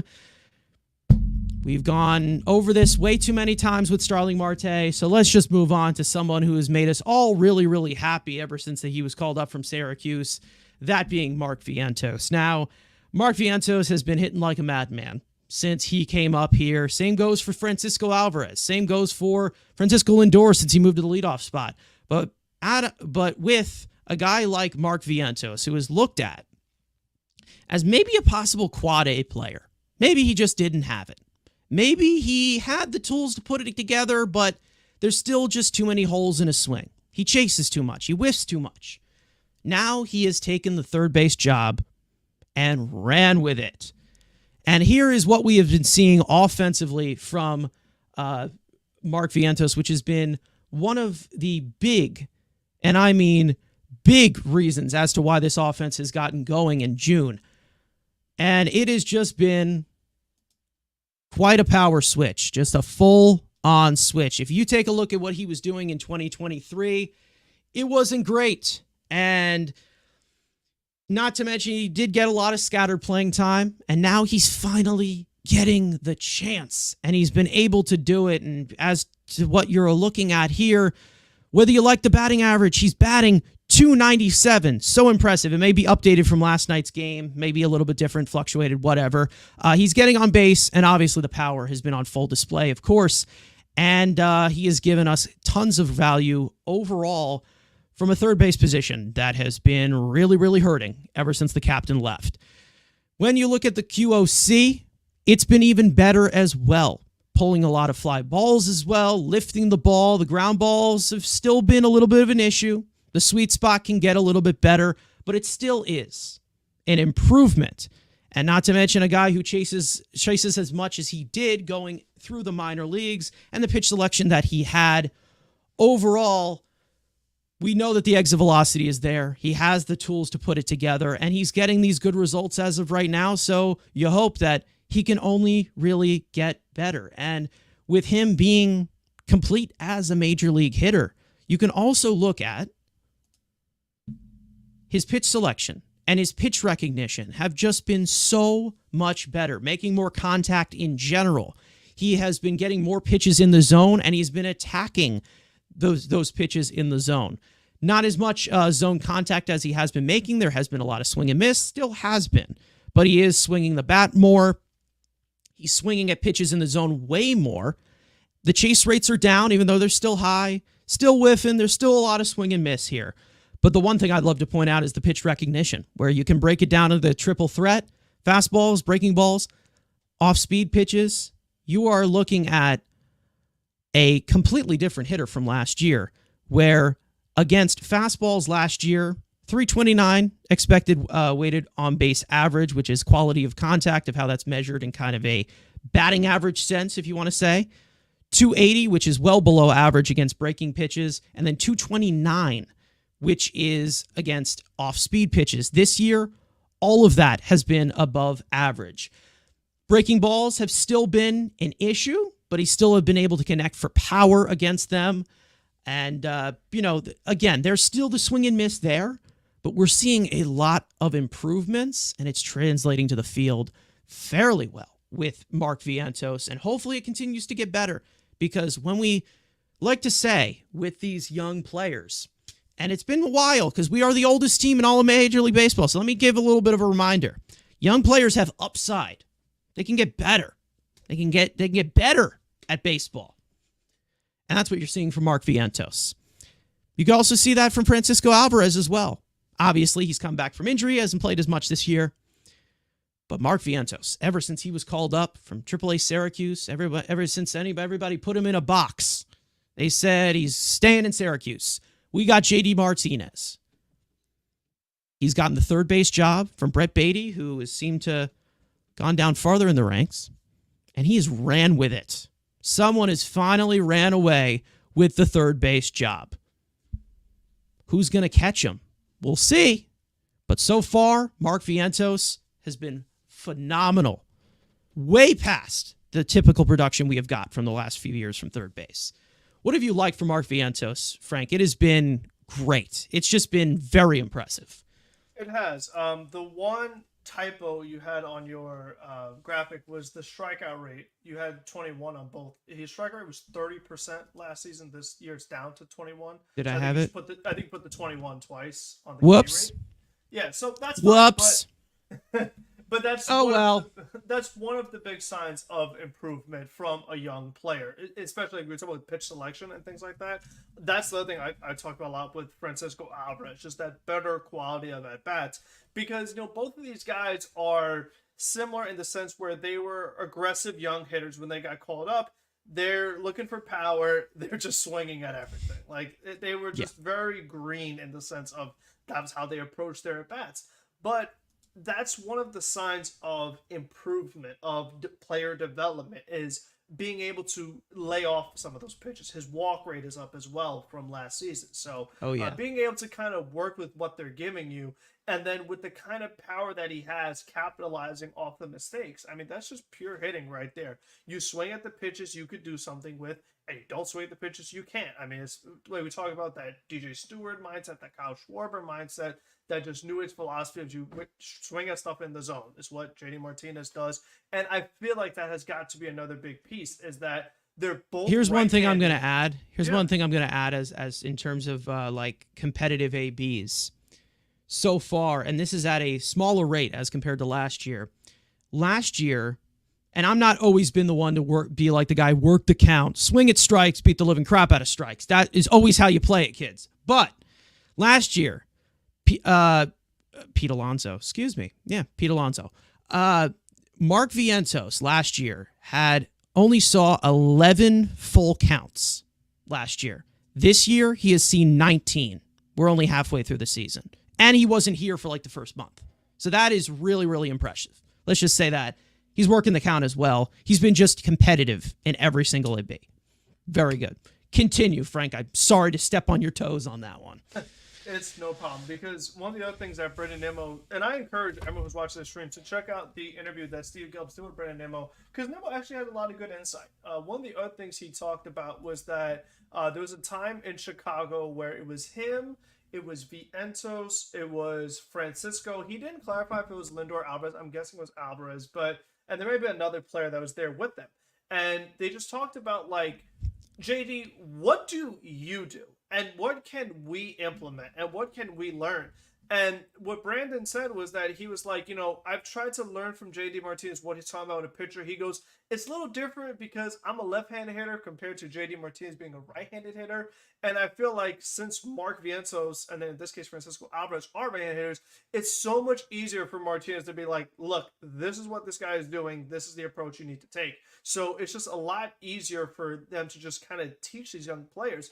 And he's hitting ahead of them in the lineup. So a lot of times, since Vientos is batting 7th, first time through in the order, like Martinez sees the guys, and then if Tyrone Taylor leaves him stranded, in between innings, JD Martinez is able to then prep Mark Vientos for his at bat being like, this is how he's going to attack you. This is what it looks like coming, from the right-handed batter's box. Like, he just has this awesome just knowledge right there with him in the dugout that can help him out. But Philosopher. He's a exactly. And philosopher. when it comes to Vientos, as soon as he got started this season with the Mets, he got, off and running. I mean, he just right out the gate, very first games, he was getting hits. And it's like with the small sample size, you're seeing OPS over 1,000, and we're like, huh, that's not gonna last. Like, he's gonna Yeah. he's gonna come back down to earth. Everything's gonna be fine, whatever. Then all of a sudden, it's like, okay, then you see a slip into the 900s, then it slipped into the 800s. Then he had this big series against the Yankees, and it went back up to the 900s. And it's still a very small sample size. He still doesn't even have 50 games under his belt, but he still is on a great 162 pace from the power side of it alone. Just purely when it comes to home runs, he is on pace, if he played 162, for over 30 home runs. And whether his batting average is going to be near 300, whether his OPS is going to be above 900, anytime you have a hitter in your lineup who has 30 home run potential, 30 home run ability, it's always going to change the dynamic of the lineup. It's always going to change the way the pitcher approaches the hitter. It's always like, I can't miss to this guy because if I do, he's going to make me pay. And and I'm just curious to kind of see how does it all balance out for Vientos once the sample size is what it is and he has the full season under his belt. Is he going to be a guy that is mostly home run or nothing? Or is he going to be a guy who is a little bit more than that and can give me a home run while giving me a decent batting average and still giving me the walks and the home runs and everything to give me a high OPS? I'm just kind of curious to see, like, is he more of it's kind of like, to use two Mets. Is he more like Pete Alonso or is he more like JD Martinez? Or is he in the middle? You know what I mean? I feel like just kind of decide what kind of hitter he is. I'm very excited to find out. And I'm just glad that he's gotten this opportunity. And with how bad Beatty was doing, you didn't really have a choice. Like, he got, like you said, he got it and he ran with it. And what's interesting is that Beatty continues to hit a home run basically every day in AAA. And it's not pushing the Mets' hand. It's not making them panic, being like, oh, You what? ain't fooling me. Yeah, they're like, oh well, Vientos is doing it where it matters. So Sick, again, buddy. Sick. We'll see if Beatty does have some kind of impact, if that is at second base or maybe in the outfield. Like, there's still other scenarios for him. But I just think with Mark, you just gotta love what you see because, again, you talked about Tony Carlos Beltran, and with the kind of power he has, he can be a hitter that goes to all fields. I mean, he showed it. We'll talk about the 450-foot bomb he hit in Chicago that was dead center. He went right center on Garrett Cole. He went to left field against Garrett Cole. Like, Alvarez abused the opposite Loud bat this series. Just a loud bat. With that power, it just gives you that ability to kind of go anywhere that you really want to with the ball. And it's just a matter of, kind of staying mature and just kind of putting bat on ball, really. Because, again, when you have that power, it's just a matter of making good quality of contact because then your power just kind of takes over from there and good things happen, So I think that's kind of been the key for him. He has a pure swing. I mean, mechanically, we've always liked it. That's from day one. Always George Springer. Like George Springer comparisons, exactly, things like that. But, even when he was facing Gomez yesterday, their first time through, they're pounding him with the sliders, just slider, and he's out there swinging. But then all of a sudden, within the same at bat, he laid off a couple sliders. And it's like, regardless of the outcome of the at bat, it's those little changes like that of being like, okay, I see what they're doing, and I'm going to make an adjustment. I'm not just going to keep swinging, and again, he's still super, super young as far as games played. So it's like, and like you said, the upside is there and he could get even better. So for me, I've been so happy. I keep saying it, but as far as like expectations, I was not expecting this. And most importantly, I was not expecting this at the third base position where, as we've talked about, the Mets have had so many issues for such a long time. So it's just very important. Now, is he making mistakes at third base with getting too excited on double play balls? Yes. He keeps turning his head up too early and dropping it. Again, I'm hoping that comes David with Wright did the time. same thing when he was a rookie. I'm hoping that comes with time. But other than that, like he's been fine at third. He made a nice diving play, and was able to make a really good play there. So overall, I love what I've seen, and again, I'm just kind of curious to see how it all shakes out. It's like it's a young player. You want to see that development. They're gonna maybe figure out the book on him. He's gonna have a slump. Like that's all part of it. It's all part of player development. It's all part of being a hitter. So I just kind of want to see once the sample size is fully there, what does he look like as a player? So I'm loving it, and I just want to see the outcome. Yeah, as for his defense, I think that he's just a question mark at third base. Like he'll always be like that, but then there's guys at third base or guys in any position, like Starling Marte, for example, a full-on liability. He ain't a full-on liability at third base. So that's a different story. And I looked at it, you said that he's on pace for like over 30 home runs this year. I mean, just looking at just taking away the double play in any situation, he's on pace for 73 extra base hits this year. I mean, that's really impressive from a guy who, obviously he's not going to play the full season because he came up a year late. But to be on pace for that at, where he's just been counted out. Like they kind of like scratched him out of this. They said, Beatty's our third baseman. And now he's playing third base in the majors, and he's done even better. So, you never know. I mean, I've always known that Vientos is a better hitter than Beatty. I didn't know who was going to be the better major league player. But, I mean, we're really seeing it translate fairly well. There's still trial and error. He's still a young player. It still will be like that. And what you say about J.D. Martinez, and it's exactly the point that I made at the beginning of the season where with the third base situation of somebody like bringing in somebody like Gio Urshela or something, it helps you push the young guy. It's not just to take his spot or block the guy. It's to help push him. It's been weird in the way where it's like maybe Lindor has kind of been pushing him defensively and JD Martinez has been pitching him offensively. Possibly. I mean, Lindor is an incredible defensive impact player.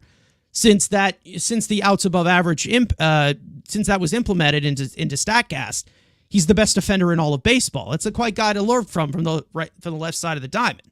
So when you look at it from how he's been able to, come up as a major league player, I mean, he has had quite a supporting cast around him to help him get to that point. He ran away with it. Beatty didn't. So, again, it's just snooze, you lose. Again, that's how it is. Like I've said this, even when we're down in the dumps, when something's not working, baseball's a business, and when the business is failing, you gotta make changes. They made the changes to Vientos. Vientos has been paying it off, and possibly in June has been our best hitter. He's been the best hitter in this lineup by far, and it's been very, very impressive. And we all know that he is capable of that. We've seen him do it in AAA before. So if you are looking at Mark Vientos as a possible piece to this lineup, as maybe the future third baseman, as your third baseman, I wouldn't disagree with you. He's definitely made an impact. He has definitely made a huge impact on this lineup, specifically in June. Since being called up, he's been great. I mean, it's really been impressive. That's kind of what I was looking at too. When I was looking at Vientos, I'm like, well, is he just one of these guys that's benefiting from June or whatever? But as I've looked through it, I mean, even in May, he was still putting up good numbers. So it hasn't just been like, oh, it's just here. Because that's kind of what I'm trying to find out. I'm like, is he just on a hot stretch? But he hasn't even been like insanely hot. Like he hasn't had a stretch where he was hitting like 500 and that's not going to sustain, but he's just been steady. He's just been solid. Like in the month of May, you're looking at a 917 OPS. In the month of June, it's 901 OPS. So he's actually even better in May, even though he's been great in June. So it's like he's just putting up great numbers, and it just keeps going. So again, that's what I'm saying. I'm just curious to kind of see where it all ends up, because so far it's looking awesome. Yeah, I mean, I've always been asking, Where is when they just get on a tear and ride the highs and, try and like bounce back from the lows? Where's my Schwarber month from somebody? Where's somebody to just grab the offense by the horns and just dominate throughout baseball, just be the dominant hitter? Mark Vientos has been similar to that. Obviously, he's been a little bit more balanced from Schwarber, who likes to pretty much swing at anything that is in the strike zone and try to hit the living crap out of it. Mark Vientos is a little bit more patient than that. But, maybe you see it from one of these young guys. Maybe you see it from Pete Alonso eventually. I hope you do, because it's going to help us win. Like we've said, the offense has been bailing out the pitching that has not been able to go distance. That's really taxed. If it keeps going, it keeps going. And I can say that the main sources of offense, obviously JD Martinez has been great. Francisco Alvarez, Mark Vientos. The young guys are contributing. They're contributing in big spots. They are coming through when it matters, and they're just making an overall impact. We already know about the impact that Francisco Alvarez makes. Oh, that was another thing I was no going to matter say, what. too. So there was an at-bat, it's actually with Vientos, where the bases were loaded. Alvarez was at second, and they were showing that quick camera shot where they show the guys on base. And Alvarez, from the second base spot, was going like this to Vientos as they're throwing those pitches, those sliders. I was like, going, calm down, calm down. Like, the catcher in him is just really taking him over as a player to the point where he's just the way he's growing as the leadership. Like Darren says it here, like the way he's developed into his leadership position, again, at such a young age and only his second season in the big leagues, it's just everywhere. Like, you just feel it, it's like, he's just like, Vientos, calm down, the pitchers, just, he keeps everybody accountable. He keeps them just like on track. Like, his feel for the game is just really, really impressive. I'll tell you what, I've never seen a 22-year-old player be as irreplaceable as he is so quickly in the major leagues. Like, I've never seen a young player like this be so irreplaceable, right? Like, sometimes you see guys, oh, this guy's got, maybe, Bryce Harper when he was but, Mike Trout is something like that. Those are the top 1% guys. I'm not saying that Francisco Alvarez is Mike Trout, but I'm saying that. Well, the Angels' record with Mike Trout and without Mike Trout, it sucks regardless. But the Mets' record with Francisco Alvarez is really, really good. And the Angels are just an embarrassment regardless. Yeah. No, and as a catcher, he has more of an impact on the pitching. But again, it's the pitching is significantly better when he is behind the plate. Significantly better. Incredible. Only 22 years old. We got tons of years to come with this. It's great. It's great to see. I know the Andrew impact. doesn't incredible. want to extend him, but listen, I would have signed it already. So that's just. Listen, I think that he's proven in such little time that he is the future of this team. He's the quarterback of the team. Like, he's the leader. Yeah. He's the guy. Everything's gonna come through him eventually. Like, right now, it all goes through Jeff McNeil. But when you go with like Alvarez, we know that this guy's legit. This is a legit player. This guy's going to be a legit piece to this team for a long time. It's exciting. It's exciting to see what he could possibly do. If you're reacting to my Jeff McNeil comment, that was a joke. That was not correct. And the other thing I like, too, is that, obviously, last year I was very critical of where they batted him in the lineup, batting him ninth all the time when he could have more of an impact. And when he first got called up this year after the injury, he was still batting pretty low in the lineup. But now he's moved into that fifth spot right behind Pete Alonso. So, again, for Alonso, there's no excuses here. When you have JD Martinez in front of you and Francisco Alvarez behind you swinging a red-hot bat, like, I mean, he is just, and I think Pete is still pressing and what have you, but it's just like he's in such a golden spot just in between those guys. Like, again, as a pitcher, when Lindor's on base a ton and Nimmo's on base a ton, and then you're facing those guys, that's just a really good recipe for offense. That it makes it very tough for pitchers to navigate. And listen, I think, you never know with these young players. Sometimes they come at the top and then they fall, and then, those types of struggles happen. But, if you can get these players making the impact on the salaries they're making, the years of control, the rookie contracts, it's big. The best talent comes from within. We know that this is the correct philosophy. Whether you believe it or not, whether you think the Mets should spend $800 million on Juan Soto this offseason.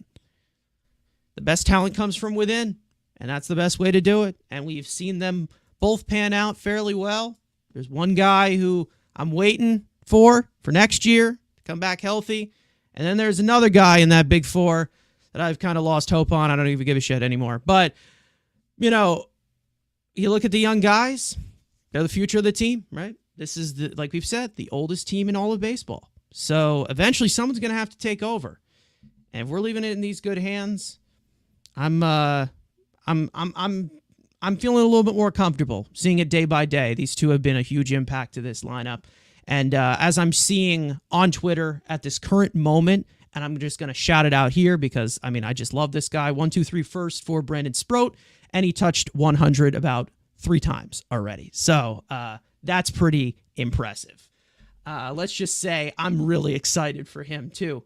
But in terms of things that we're not really excited to hear, we're talking about impact. I don't normally do this. I usually just pull it by the wayside, let people talk their shit. Go ahead. But since it's been the Subway Series, it's Mets versus Yankees, I'm pretty sure I feel like we should just lean into the controversy. Let's go and do it. Now, for those of you who are not on Twitter, this clip kind of exploded a little bit. And it is of Michael Kay, kind of talking about ad space that SNY is paid for on the Yes Network. And he's kind of getting upset with how it's being presented on his show. Now, we all know how Michael Kay is. All for Mets fans, we know how he can behave, even though he's like a 63-year-old man and shouldn't behave this way. But I'm just going to play the clip. Everyone can give their thoughts. This is it's quite a lengthy-ish clip, but, it drones on, so it'll be over before you know it. Hopefully, fingers crossed, because he's annoying as shit. So here's Michael Kay on the Michael Kay Show, talking about SNY and all of that stuff of their ad space. What you're going to say right now might get me into some trouble. Here we go. I love when you start this way. With who? I need to know who's going to get in trouble. It could be my bosses. Oh, cool. It could be an advertiser. It could be the listening audience. All right. But, we appreciate every single one of the people that spend their money to advertise on the show. Yes. And SNY is one of those people. So, the game's on Yes tonight, and the game is on SNY. So, the way it breaks down is Met fans usually watch on SNY, and Yankee fans will watch on Yes. But their ad, which ran during the last break, enjoy the Subway Series at the best booth in baseball. Do you expect me to just take that line down? I think our booth is the best booth in baseball. What do you want to say, Michael? Well, but you know who the host of the show is. One of the hosts of the show is. You're going to put that. I'm supposed to sit there and take it laying down. I'll take O'Neill and Cone and me over Garon and Keith. I would. They're great, but so is our booth. So the way you want people to watch is to say, join the best booth in baseball. I'm sorry, I think we're the best booth in baseball. No, well then now that you just had your retort, but I'm surprised that you're upset that they would say that. But why go that route? Wait, but this is odd. What a bizarro take this is. How is it bizarro? It's their thing. It's when people are promoting themselves, they say the number one blank. Sometimes when people say number one, I don't know if you know this, they're not always telling the truth. Right. They're just saying they're promoting themselves. Oh, I understand everything you're saying, but you can't expect me to just take that and go, oh, okay, that's true. No, it's not. Oh, yes. You mean to have you read it? Right. No, it wasn't. I wouldn't read it if it was a read, but it was a commercial during the stop set. I get it. I guess they're believing their own hype. Good, great. Met fans love them. I get it. But I'll keep our booth ahead of anybody's. All right, well, as you should feel that way. And you should feel that way. But they should feel their way. You'd be shocked if they didn't feel I think they should feel that way. And I feel that way. But you also have to be somewhat I don't know, a mindset of being completely clueless to run that on the Michael K. show. Well, it's not like they have it with Evan and Tiki. Yeah, that's I hear you. Because I want to get in trouble with you, Mike. Hold your hand right to face the gallows. Okay. Who's being silly? What do you mean? Is it our sales department or is it SNY? I mean, SNY puts a spot together and they're paying the money. They want to put their best foot forward. Sounds like if you have a problem with anybody, it would be the people that put the money for SNY. Not at all. Listen, you take the money, but I think just. Well, then what's the issue? But my issue is, why would you run that ad during this show? Well, why wouldn't you? Because it's a very popular show, and they want to be able to promote their product on a very popular show. But now you're going to have me sit back and go, I don't think that's true. Well, that's fine, but they at least had their say. The crazier part was back in the day, there was a time, not back in the day, in somewhat recent past, they wanted it to be a read on our show. Now, that's a bridge too far. Yeah, I mean, I wouldn't mind if you or Don read it, and I would rebut it the same way I'm rebutting it now. But the point is that they put a commercial together. And in that commercial, they're going to promote their product, and they're going to be proud of the product that they promote. So why shouldn't they say best booth in baseball? We air it. You don't have a problem with us airing it because we like their money, and then you get a chance to retort. So what's the issue? There was no issue, but I retorted. All right. But does it make sense for them to have the host of the show retort what they said? And I'm a big fan of Gary, Ron, and Keith. I think they do a great job. But to say best booth in baseball when one of the hosts of the show that you're running it on is in the other booth. But would you rather them not promote it on this show than they'd be doing themselves a disservice? And us. No, I don't care. I'm just saying I care that when somebody says that, I don't believe it. All right, so there's Michael K. on his own show. It's on the Michael K. show, just so you know, of him saying basically that he takes offense to SNY running an ad on his show that says the best booth in baseball. Listen, I think everybody has their opinion on which booth is better, who's the best booth. Most people would probably say Gary, Keith, and Ron because, yeah, I'm not going to rebuttal that. Everyone's entitled to their opinion. But, like, for what reason is this a complaint? Like, you can even hear, like, his co-hosts are like, what are you talking about, dude? Like, that doesn't make any sense to me. What do you think about this, Frank? Because this is your expertise. The WFAN, the radio, like, this is back in your day, okay? I mean, you know what?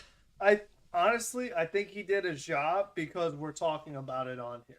Yeah, it's what absolutely. They want. You know what I mean? It's like it's the clickbait. It's controversy. It's whatever. I mean, anything to get people to talk about Michael K. As if we have to hear him or see him any more than we do. For me, it's like everyone, like you said, everyone's entitled to an opinion.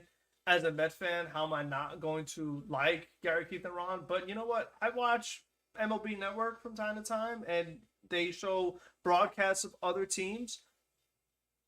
I've heard some good boosts, but I still like Gary, Keith, and Ron. And, you know, it's for plenty of reasons. You know what I mean? Like, and we don't have time to really do all that. But for me, it's like, to some extent, like, I understand his thought process of, like, they're literally taking a shot at him on his own show. Like, I get that part of it. But for him to also say, like, but I'll take the money. Like, there are plenty of times where he does contradict himself.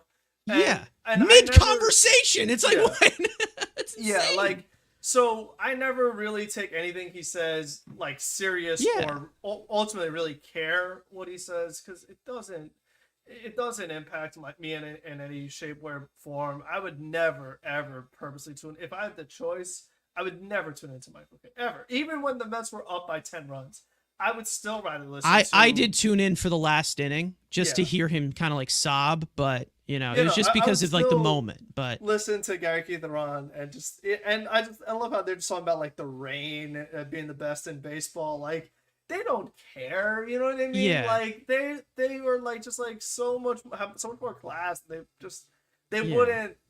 It's a weird scenario, but for me, it's like I'm just trying to enjoy the games. You know what I mean? Like just watch the Mets versus the Yankees, and just don't always make it about you.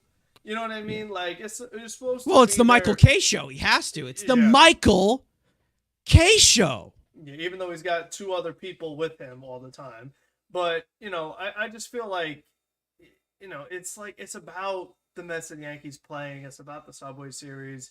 So, it's like that's the thing, is that if you have a problem with the ad, then don't take the ad. Don't take the money. Like, SNY, like, it's their company. They could put what they want. You know what? Like, and it would be so comedic if they actually did make an award out of it. And SNY did win. And instead, they could just be like, award-winning booth, blah, blah, blah. Because I used the example of Inside the NBA, who's won a ton of Emmys. And they could always say, like, Emmy award-winning Inside the NBA with Ernie Johnson, with Charles Barkley, whatever. Like, if they actually had, like, an award that they could put with it instead, just being like, and here, blah, blah, blah's award of this broadcast booth. Like, then you can't really rebuke that. You can't argue that because they won it. So it would be nice to see something like, and I'm pretty sure there's been polls and other stuff that's actually had the Athletic. I'm pretty sure. Yeah, like had that booth ranked as the best. So, and the Athletic is a very big company, so I'd be perfectly fine with them just saying the Athletic's ranked number one. It's like you say New York Times bestseller or something like that. Like, there's other ways that SNY could do it to where they don't make it an opinion and actually put some facts behind it, some substance behind it, that puts Michael K in a real bad spot and he can't do anything about it. So, as far as like, it's kind of what the industry has become. I mean, there's plenty of other shows that, Mets season is over, Yankees plan the parade, now Yankees can't make it and the Mets are great. Like, they change their opinions on a day-to-day basis, week-to-week basis, month-to-month basis. So the industry has changed a ton. It's all about social media views. In this case, everyone's on Twitter talking about it, blah, blah, blah, and just getting people to talk about you. That's ultimately like what it's always been about, is the business, the views. But it's gotten more so where it's like there's a way to do it while still performing a service to the fan base of giving insight, of giving entertainment. But, at this point, he's like, the guy, how many more jobs does he need? He works for ESPN. He works for SNY. I know, but he works for Yes Network. He's doing this show on the radio. Like, how many more jobs do you need? Like, give it a rest. Come on. Just move on. Like, I don't know. It's of course. It's just weird.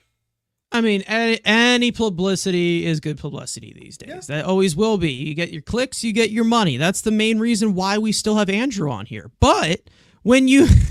I'm just kidding. I love you, Andrew. He was not able to join us today, but I love him. He's a brother to all of us. But when you look at it, I mean, it pretty much just shows you what everybody has always known. Michael K is seriously really jealous of Gary Cohen. He's really jealous of the constant praise that he gets. And Gary Cohen has never had a bad take in his life. He said some stuff where he's not correct, but it's like, it's in the unbiased point that he kind of comes from, where with Michael K, he's openly rooting for the Yankees and no one else to succeed. Gary Cohen, we know, is a big Mets fan, but he keeps the energy for the love of the game. And that's always been something that has been the difference that weighs out the negatives and positives with Gary Cohen and Michael K. I always go back to the walk-off against the Marlins where the Conforto with infamous hit by pitch where he leaned in or whatever. Like, the Mets booth was not happy with that. They and weren't. We're saying, it's cheap. The Marlins should have won this game. Blah, blah, blah. Like, the Mets, they got lucky. Like, they were not like, oh, let's jump for joy. Mets win. Oh, like, they were like, whoa, wait a second. What is this? Like, they are, like you said, objective. They're biased, and they will critique the team. Like, again, when the whole thing I talked about last week with Hefner, they were like, well, what's going on with Sean Reed Foley here? There's stories about from Todd Frazier. He's talked about this on the Till Mets Do a Spark podcast. When you guys can check that out. Another great podcast. Good friends of us. He was on there, And he talked about how, Gary was giving some criticism to the Mets and they were having a little bit of a conflict about that. So it's a different kind of thing where you want to have that balance as to where he's just entertaining you with the game of baseball and not just, the Phil Rizzuto Yankees baseball where the Yankees can do no wrong and the Yankees can't fail. And that's always really been the whole situation with Michael Kay. He's just always been like that, where he raises the energy for the Yankees and he's got a completely well-shown non-energy for everybody else. That's always how he's been. And I feel like what really does bug him is that Gary Cohen is not going to give him the time of day. He's not going to give him that attention. He might throw some digs in either out, but, those are just words. This is not like pent up, for some reason, hatred of where he feels like he's second fiddle.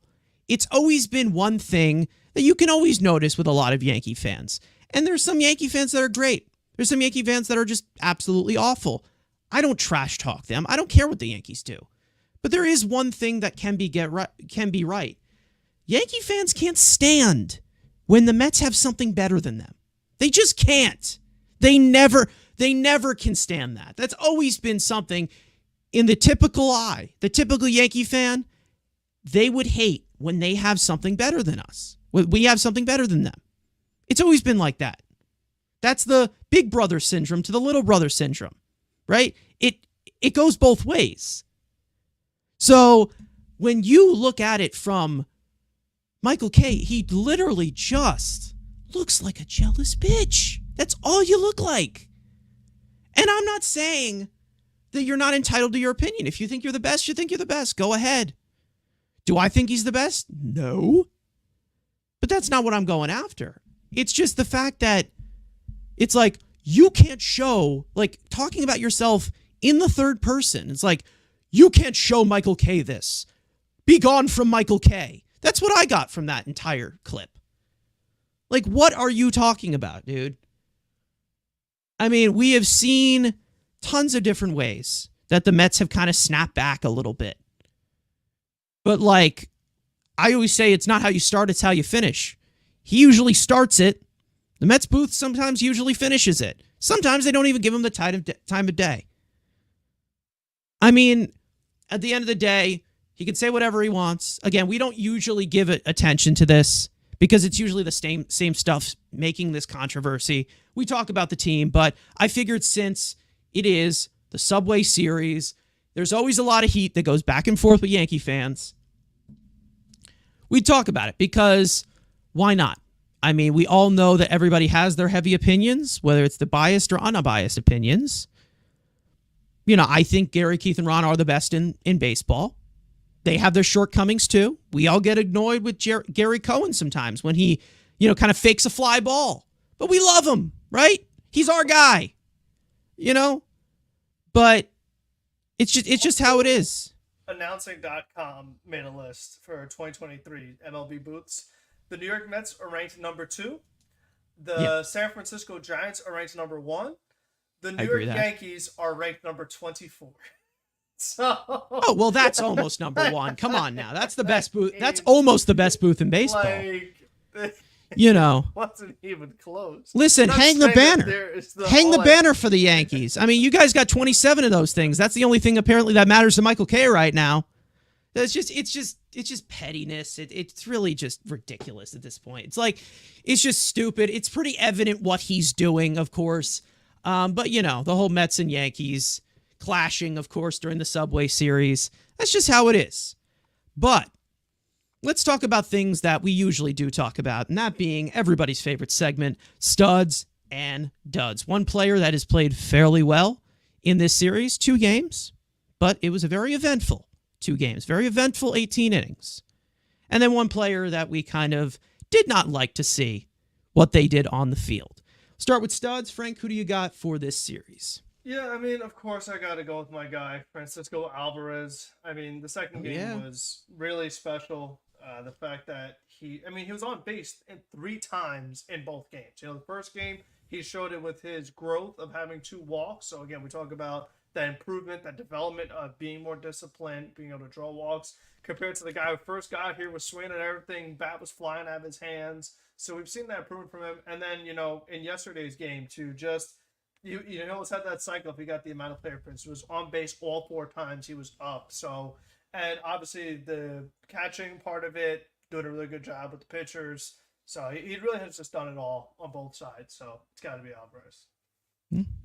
It's an easy pick every single series. I mean, again, it's the impact. It's incredible.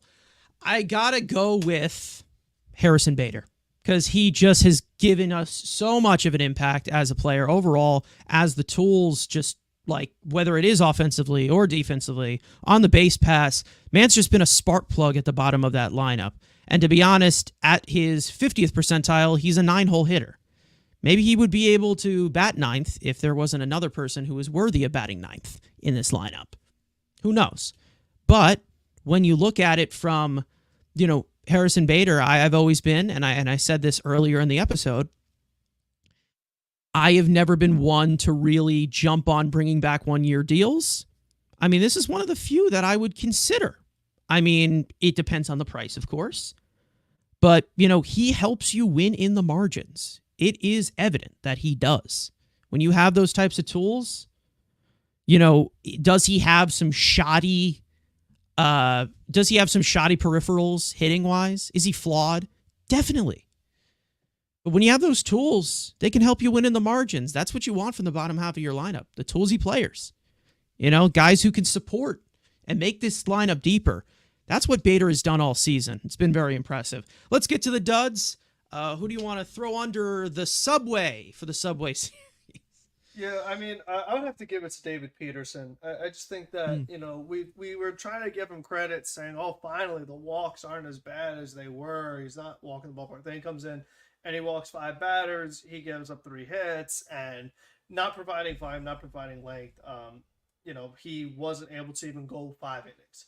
So I think in the case of Manaea, and he went the 5 innings, and his pitch count technically was only 77 pitches. Like, he could have kept going. So, as much as I want to say, oh, well, you could just say Manaea because he also had 5 walks. At least he was still to have a magical pitch count. He could have worked deeper to the game if the rain didn't happen. But for Peterson, it's like we talked about, but it just messes up everything in the bullpen when you do that. It just ruins everything, where it's like somebody has got to step up in order for this to actually really work out. And for him to do that and put just everyone in a bad spot, like I said, you had to totally gas out Nunez, really make him pitch way more than he should have.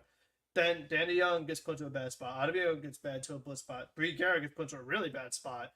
You just kind of screw your whole team. You're letting your whole team down with that. You're bailed out by the offense. But for me, David Peterson.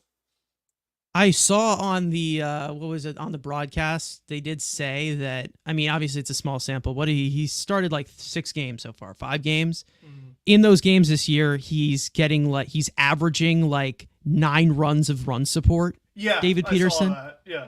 Yep. What?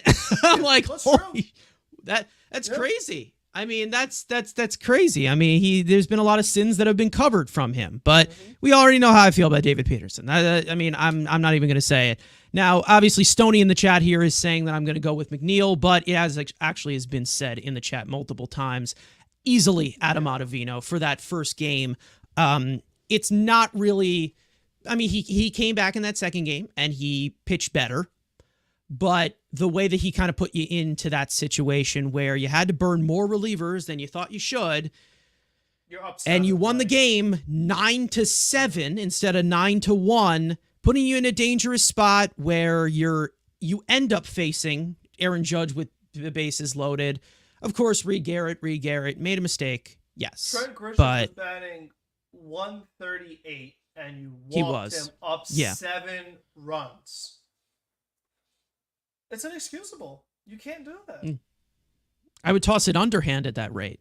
You have a better chance at throwing eephus pitches at the guy and still will miss up his timing, and you'll get some outs. But for some reason, the nibbling with him, the nibbling with Quintana, it's got to change. And if it doesn't, they're on their way out of here because it's just extra stress, it's extra sweat that we don't need, particularly right now where regularly it's in the high 90s. You don't need that extra sweat for the team, right? It's in the high 90 degrees in New York right now. It's just, again, cut the cord with Ottavino. Obviously, we've said this already, but God, it's just, when you see the liability, it's a clear liability. When it's not even just their individual performance. I've never been one to go after individual performance and kind of try and prove my point with individual performance. What are they doing for the team? And I said this earlier on the graphic that we had. A negative 1.14 win probability added in the last 2 years. That's not good, especially for a reliever who doesn't come in as much of a sample. Remember, that's accumulation. That's not average. That's not anything. That's accumulated. That's bad. It's really, really bad, especially for how much he is used. It's unacceptable. It just can't happen. And hopefully the leash is short. I hope it is. But this episode wasn't short, and I think we're going to end it off here. We play the Astros. We're going to probably see our old friend Omar Narvaez. And let's hope that he doesn't give him any of the secrets. But to be honest, I don't even think he was paying attention while he was a Met. So I think we'll be fine. Going into this series, we're at 500, Frank. How do you feel? What do you think? Parting words. Yeah, I mean, it's very interesting because the Mets were way under. They got to 500. Houston was way under. They got to 500. They just won 7 in a row. So you have two hot teams going at it. You know, the pitching matchups are not favorable. They kind of never are with the Mets rotation right now. You never really are favorable ones. So for me, it's kind of just now. It's another good test, honestly. It's at Citi Field, which again, it's been a struggle offensively, but this past series was good. So I'm just looking for them to just keep doing what they're doing. You know, I think that it's just another good test for them.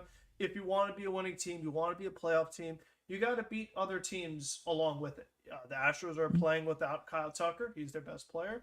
They've had a lot of guys step up recently. They still have plenty of talented players on their roster. But, you know, I just think that if the Mets lineup has been one of the best in baseball, which it has, you technically have a chance against anybody. So let's see what happens. Yeah. Now, this is one of our heel guys, right? Did I say this right? In the chat. M-Easy, one of our guys. He's saying, win probability stats, shaking my head. You want a stat that you can probably easily understand no matter, know what? How about a 4.99 earned run average? Does that work for you? Not good. Not a good thing for a reliever. Not good. Especially in a pretty fluctuated sample that we have had from him this year. 30 innings pitched. Not good. Anyways, that'll pretty much do it for this episode. Thank you to everybody who watched live, listened. For those of you who tuned in for a little bit, for those who are here for the full 2 hours, we appreciate you. Make sure to subscribe to the Mets Weekly channel if you have not already. Turn on post notifications for this very podcast that is recorded on Sundays and Thursdays following every single series, with the audio version dropping at 9 a.m. the following day. Make sure to follow Mets Weekly on TikTok and on X. That's for Frank's post-game rants. We'll have some other content coming out in the future. Stay tuned for that. Follow everybody individually. Follow me, Frank, Andrew, who is not here. And let's go Mets. Let's keep this thing going. You know, let's just keep playing great baseball, and we'll have great things to talk about. At 500, got to get better. We'll see you guys next time. Let's keep it going. Peace out.